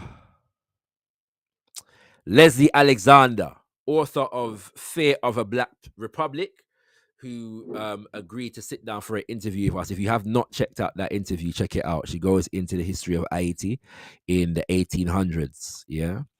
And it's impossible to understand why going at Haiti right here now without understanding that history. So yeah, we went in. So I'm very proud of that work that we did in relation to IET. And I know by the feedback that many of you appreciated that information. I also I'm very proud of the work that we did, although we didn't complete it. Looking at Ghana, Democracy Under Fire, bigging up Brother Bonchi and Yete, who joined us for that. And we have to do more of that work, yeah? Wasn't able to continue that But we're definitely going to be coming back to looking at elections, yeah, from the perspective of our people in Africa and the Caribbean. That's an important thing to do. So we're going to continue that work. Very proud of the fact that we were able to shine a light and speak to brothers and sisters in Kenya about the uprisings that were taking place in Kenya about 6 months ago. Very proud of the fact that we were able to go to Senegal, and speak to brothers and sisters in Senegal about the election of brother President Faye, and the appointed Prime Minister Ousmane Sonko. Very, very proud that we were able to do that work. Appreciative of El Cecil Gutsmore and the time that he gave to Kimbunga Media, and to you all. Yeah. Very, very proud of that work and appreciative of Elder Cecil for availing himself in the way that he did. And we had some beautiful and brilliant conversations, brothers and sisters. Appreciative, I should say, let me call the name of brother Achola Otieno from Kenya. Yeah. Let me call MC Mo, Mac Mike, and our sister. Let me just make sure I have the sister name good. Yeah. All are the kings and queens. I want to make sure the sister name lock in our head. Our sister, we soon get the name. Yolande Kamara. Yeah. For who came through for the show that we did on Senegal. Very proud that we were able to connect with our brothers and sisters in Senegal. I was hoping to cross the border and visit Senegal whilst I was in Gambia, but it wasn't possible. So next time, next time, you know what I mean? Bigging up brother Ahmed Kabalo, who joined us to break down the situation in Sudan. And also gave us an update on what is taking place with African Stream. Stay tuned. Yeah, we will be continuing to stand with African Stream. We're going to be sharing some of their content via our social media as well, because that's what they've asked us to do. So do stay tuned for more on that. Bigging up the Revolutionary Minds crew. Every month, our Revolutionary Minds crew share their research with you on a revolutionary mind in the global African community, the history of the global African community, and they wax lyrical, with regards to it as well. All right. The last one was on Baba Dedan Kimati of Kenya, the Kenyan Land and Freedom Army. So do tune in to Revolutionary Minds, brothers and sisters. Bigging up all those who join us regularly every week for Zivanai. A couple of the highlight shows that we did where that is concerned was the ones that we did on African-centered education. The one that I did on deforestation, entirely important conversation, brothers and sisters. We went deep into the issue of deforestation and its impact on the African community. The one that we did reviewing the conversation between Vladimir Putin, and Tucker Carlson. That was an important one. We also did a show we also did one or two shows. Well, we did one show on the Gaza situation and its relevance to African people. And then we did another show looking at South Africa's case, that they had brought against Israel at the International Court of Justice, and looking into that from a Pan-African perspective. So these are a couple of the things that we did. Remembering the show that we did. Now, let me make sure that I've got this correct, because this may have been. Yeah, I was about to say the shows that we did on Henry Kissinger, but that was actually 2023, not 2024. You know what I mean? So yeah, that was the end of 2023. We also began the year with some shows of tribute to Sheikh Anta Diop, because this was a centenary of his birth. I want to honor an ancestor, a now ancestor, who passed away. What God?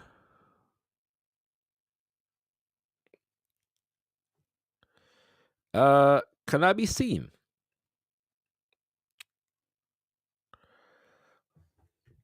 Okay, can I can't be seen, but can I be heard? So I got.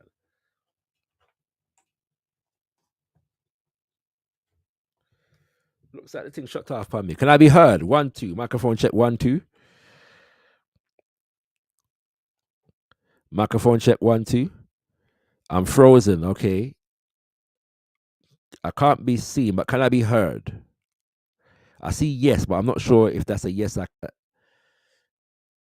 Okay. So there we go. All right. Okay, so I think everybody can see me and hear me now. Yeah. So yeah, I'm just giving thanks, my brothers and sisters. I'm just giving thanks. You know what I'm saying? For some of the things that we were able to do this year. Where was I up to? I was saying something. It's gone up my head. Out of mercy. I was honoring an ancestor. Yeah, who I was actually trying to get on the platform. And I reached out to him, and I took way too long to reach out to him. But when I reached out to him, I heard that his daughters got back to me and informed me that he was actually in hospital. And a few weeks later, he passed away. And the ancestor of which I speak is Baba Motsoko Peko. He is a stalwart of the Pan African Congress of Azania, brothers and sisters. And I had the pleasure of meeting him in the early 2000s. And I'm reliably informed by his daughters that he still remembers us, as in the Pan African community in the UK, my father in particular. I don't know if he remembers me individually, but he might remember my father and my father's family. But he passed away, and it's unfortunate that I was trying to reach out to him because last year was also the centenary of Baba Mangaliso Sobukwe, the founder of the Pan African Congress of Azania. And so that show didn't quite come around because Baba Peko was not well. Then he passed away, and so I was going to invite his daughters on, who are following in his footsteps, but obviously wanted to, give them time to grieve and so on. So we do want to do a show. It's past now the centenary of Mangaliso Sebukwe, but we do want to do a show honoring him. But that show will also honor Baba Motsoko Peko as well. Yeah. So do stay tuned for that. It is also necessary for you to know that this year is a centenary of Omowale Malcolm X, the centenary of Papa Patrice Lumumba, and the centenary of Frantz Fanon. Particularly in relation to the former two, we're going to be doing a number of different shows. Yeah. A number of different shows around those centenaries. Okay. So stay tuned. But this year, particularly in relation to Omowale Malcolm X, a lot is being planned. Okay. And I personally am involved in plans to honor Omowale Malcolm X and Papa Patrice Lumumba and their centenary this year. So Kimbunga Media will be flooded with content in relation to those legacies, as well as Frantz Fanon. But my ideological adherence demands that we pay particular attention to Omowale Malcolm X and Papa Patrice Lumumba. No doubt the Patrice Lumumba centennial observances will begin later this month because of the fact that this is the month in which he was assassinated. Yeah. But they will go through the year, and particularly in July, because July is the month of his birth. So we're going to be celebrating 100 years of Patrice Lumumba in July. And then in May is a centennial of Omawale Malcolm X, the 19th of May.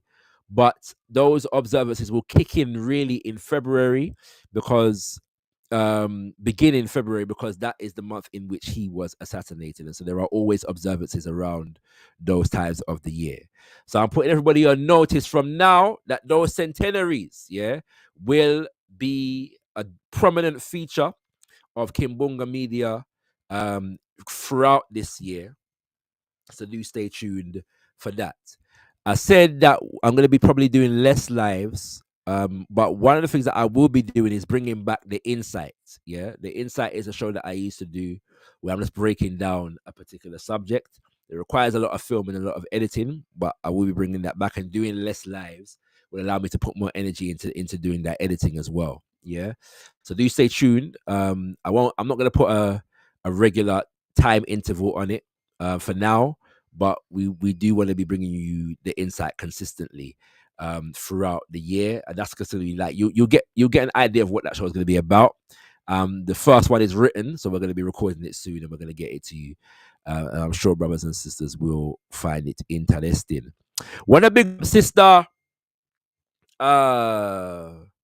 Ancobia, who joined us at the beginning of last year as well for our Bob Marley, the review of the film One Love, the Bob Marley film. You know what I mean? Yeah, that was an important show. People love that show still. I got a lot of feedback after that show, giving thanks, yeah, for that show, you know. And I also want to big up the brothers of Gichola Kimbunga, the Eye of the Whirlwind, for the African Survival Initiative roundtables throughout the year, looking at, you know, American politics and the American election, all of those shows. Yeah, bigging up my Empress Naanda Sankofa, who initiated the program Sankofa Speaks, and she spoke to a number of women warriors throughout our global African community. And so do stay tuned for more where that is concerned. Do stay tuned for more where that is concerned. We also did a lot of geopolitical analysis, looking at the issue of reparations that cropped up in the mid to latter part of last year as well. So I want to appreciate that. And finally, brothers and sisters, last year was the year. Sorry, give me a sec, brothers and sisters.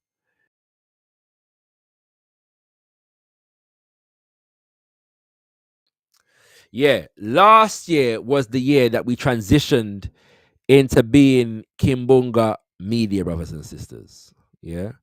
And we did so with formally with the release of the presentation and the work, Scientific Garveyism. So more work will be done on that, but I want to give thanks to all those who tuned in for that presentation and have given me the positive feedback. And there will be more work being done on the subject of scientific Garveyism, and breaking down theory and practice within the realms of Garveyism, universal African nationalism. Yeah. So do stay tuned for that. You know, we're going to be doing that ideological political education as well within that paradigm and within that framework. As I said already, our major goal for this year is the production of the Ujamaa Black Group Economic Show. You know, I don't mind telling you right now that I've written the skeleton for the whole entire series, and half of the details, it's like half written at the moment. So we're nearly there, brothers and sisters, as far as writing is concerned. We're developing a team around that initiative as well. And it's beautiful how things are developing. So do stay tuned. I'm most likely, but I'm still debating it, whether I'm going to put out some kind of crowdfunding for the production of that show. Yeah, because it will cost. You know, it will cost, yeah, to produce. And so we're probably going to do that at some point in the year, just to make sure that we're able to produce the show at the highest level possible. So I do thank you in advance for either your contributions or your sharing of that crowdfunding initiative for others to share their contributions. Yeah, so do stay tuned for that. But throughout the year, though, one of the things that I will do is some content that relates to the promotion of that show. So if it's even what we filmed in relation to Ujamaa Black Group Economics, we might release some elements of it. And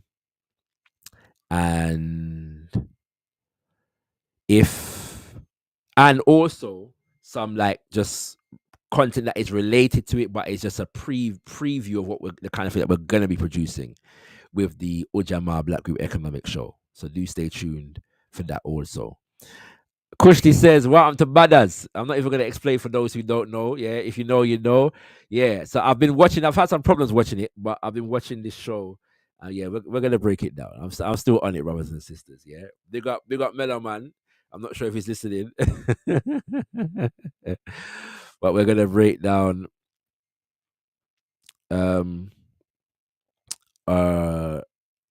that particular show. Sister Nduku is asking, can you say a little on what the focus will be? I'm not. What are you asking me about in particular? I think you're asking about the Ujamaa Black Group Economic Show, but I'm not certain. So clarify that. I'll answer that question, and I'm going to wrap up. Yeah. But yes, brothers and sisters, remember that we are not a YouTube channel. We are a media institution, and we intend to grow as a media institution, brothers and sisters. A Pan-African media institution producing, high quality African media for our community. All right. And so please understand that our growth and development is going to be in that vein. Okay. We are, yes, focusing on geopolitics, political economy, and culture. Okay. Because we need to raise the political awareness and consciousness of our people through media. That is what we're doing here, and we make no apology for it. All right, so Sister Nduku is saying yes, that's what she's referring to. Yeah, so I'll get in contact with you, my sister. But we do have a pilot for the show. A pilot episode was filmed, and the idea going forward is to raise the economic understanding of our people in as it relates to macro and micro economics. Yeah. The aim is to provide a platform for educating ourselves and each other on the economic realities of the world as we know it and how they relate to African people in theory and practice.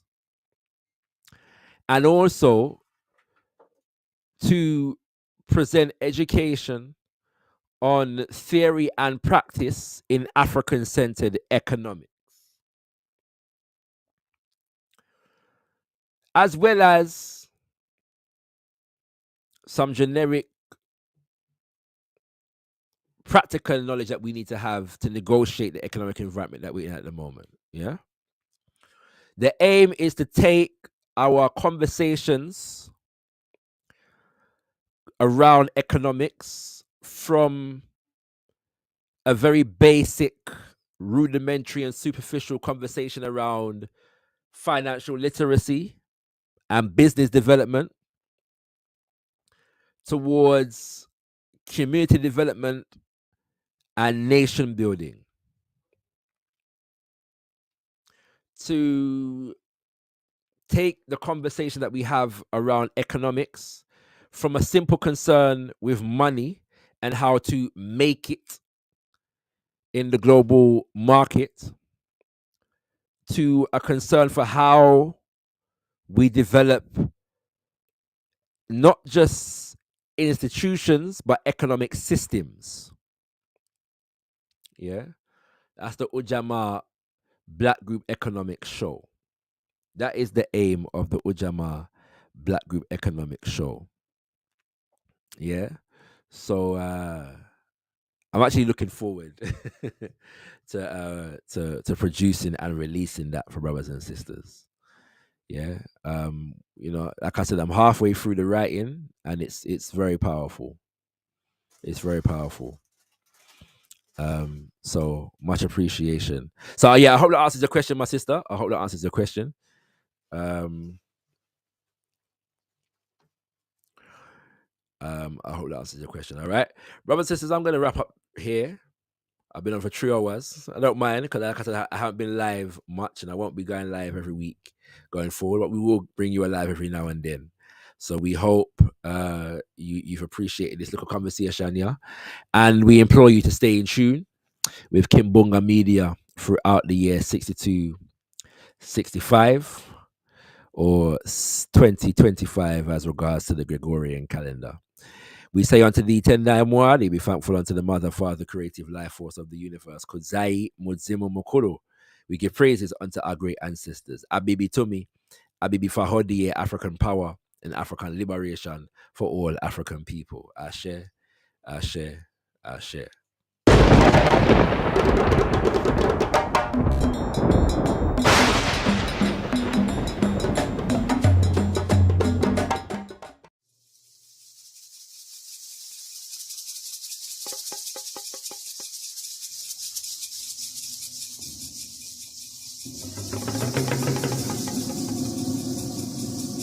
Shango Mojuba ile Shango Oniwalo Erijaja Orishako Erumole Shango Mojuba ile Iwaloba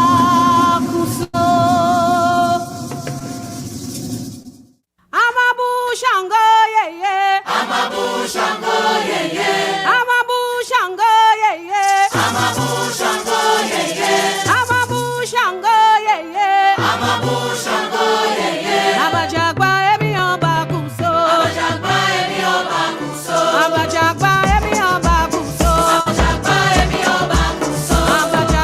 emi oba kuso, Abajagba emi oba kuso, Abajagba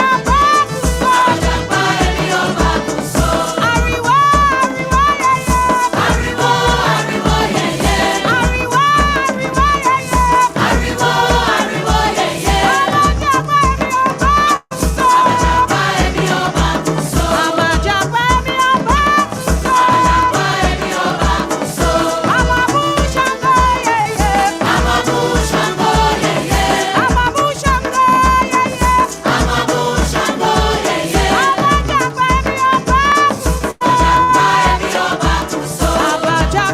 oba kuso.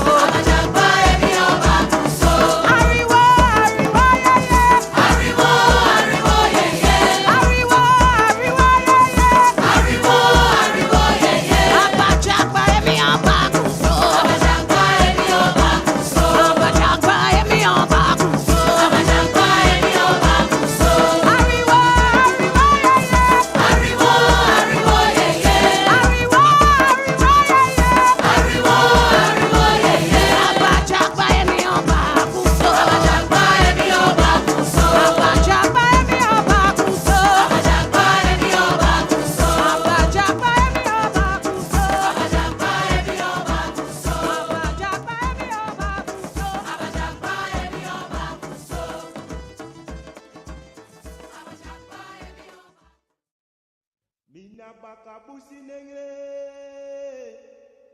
mine pele obiama. Mina bakabusi nengre, me fele sama.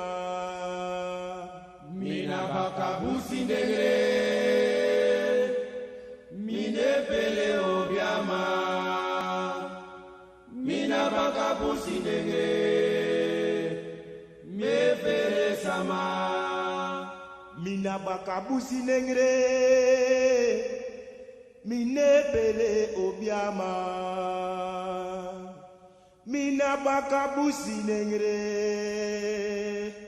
me fele sama. Mina bakabusi nenge, mine pele obiama. Mina bakabusi nenge, me fele sama. Mina bakabusi nenge, mine fele obiama. Mina bakabusi nenge, me fele sama. Mina bakabusi nenge, mine pele obiama. Mina bakabusi nenge, me fele sama. Mina bakabusi nenge, mine fele obiama. Mina bakabusi nenge, me fele sama. Mina bakabusi nenge, mine pele obiama. Mina bakabusi nenge, me fele sama. Mina bakabusi nenge, mine fele obiama.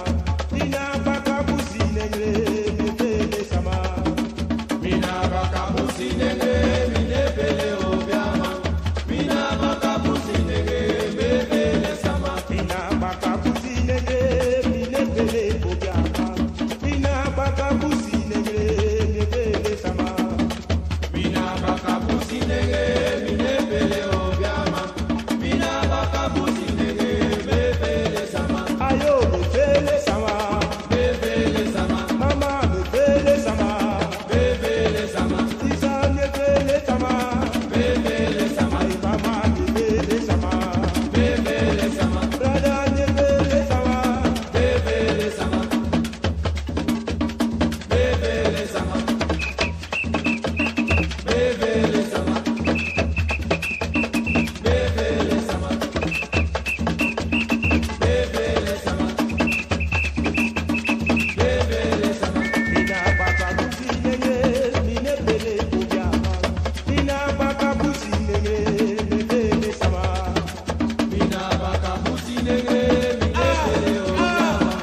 Mina bakabusi nenge, me fele sama. Mina bakabusi nenge, mine fele obiama, mina bakabusi nenge, me fele sama. Mina bakabusi nenge, mine pele obiama. Mina bakabusi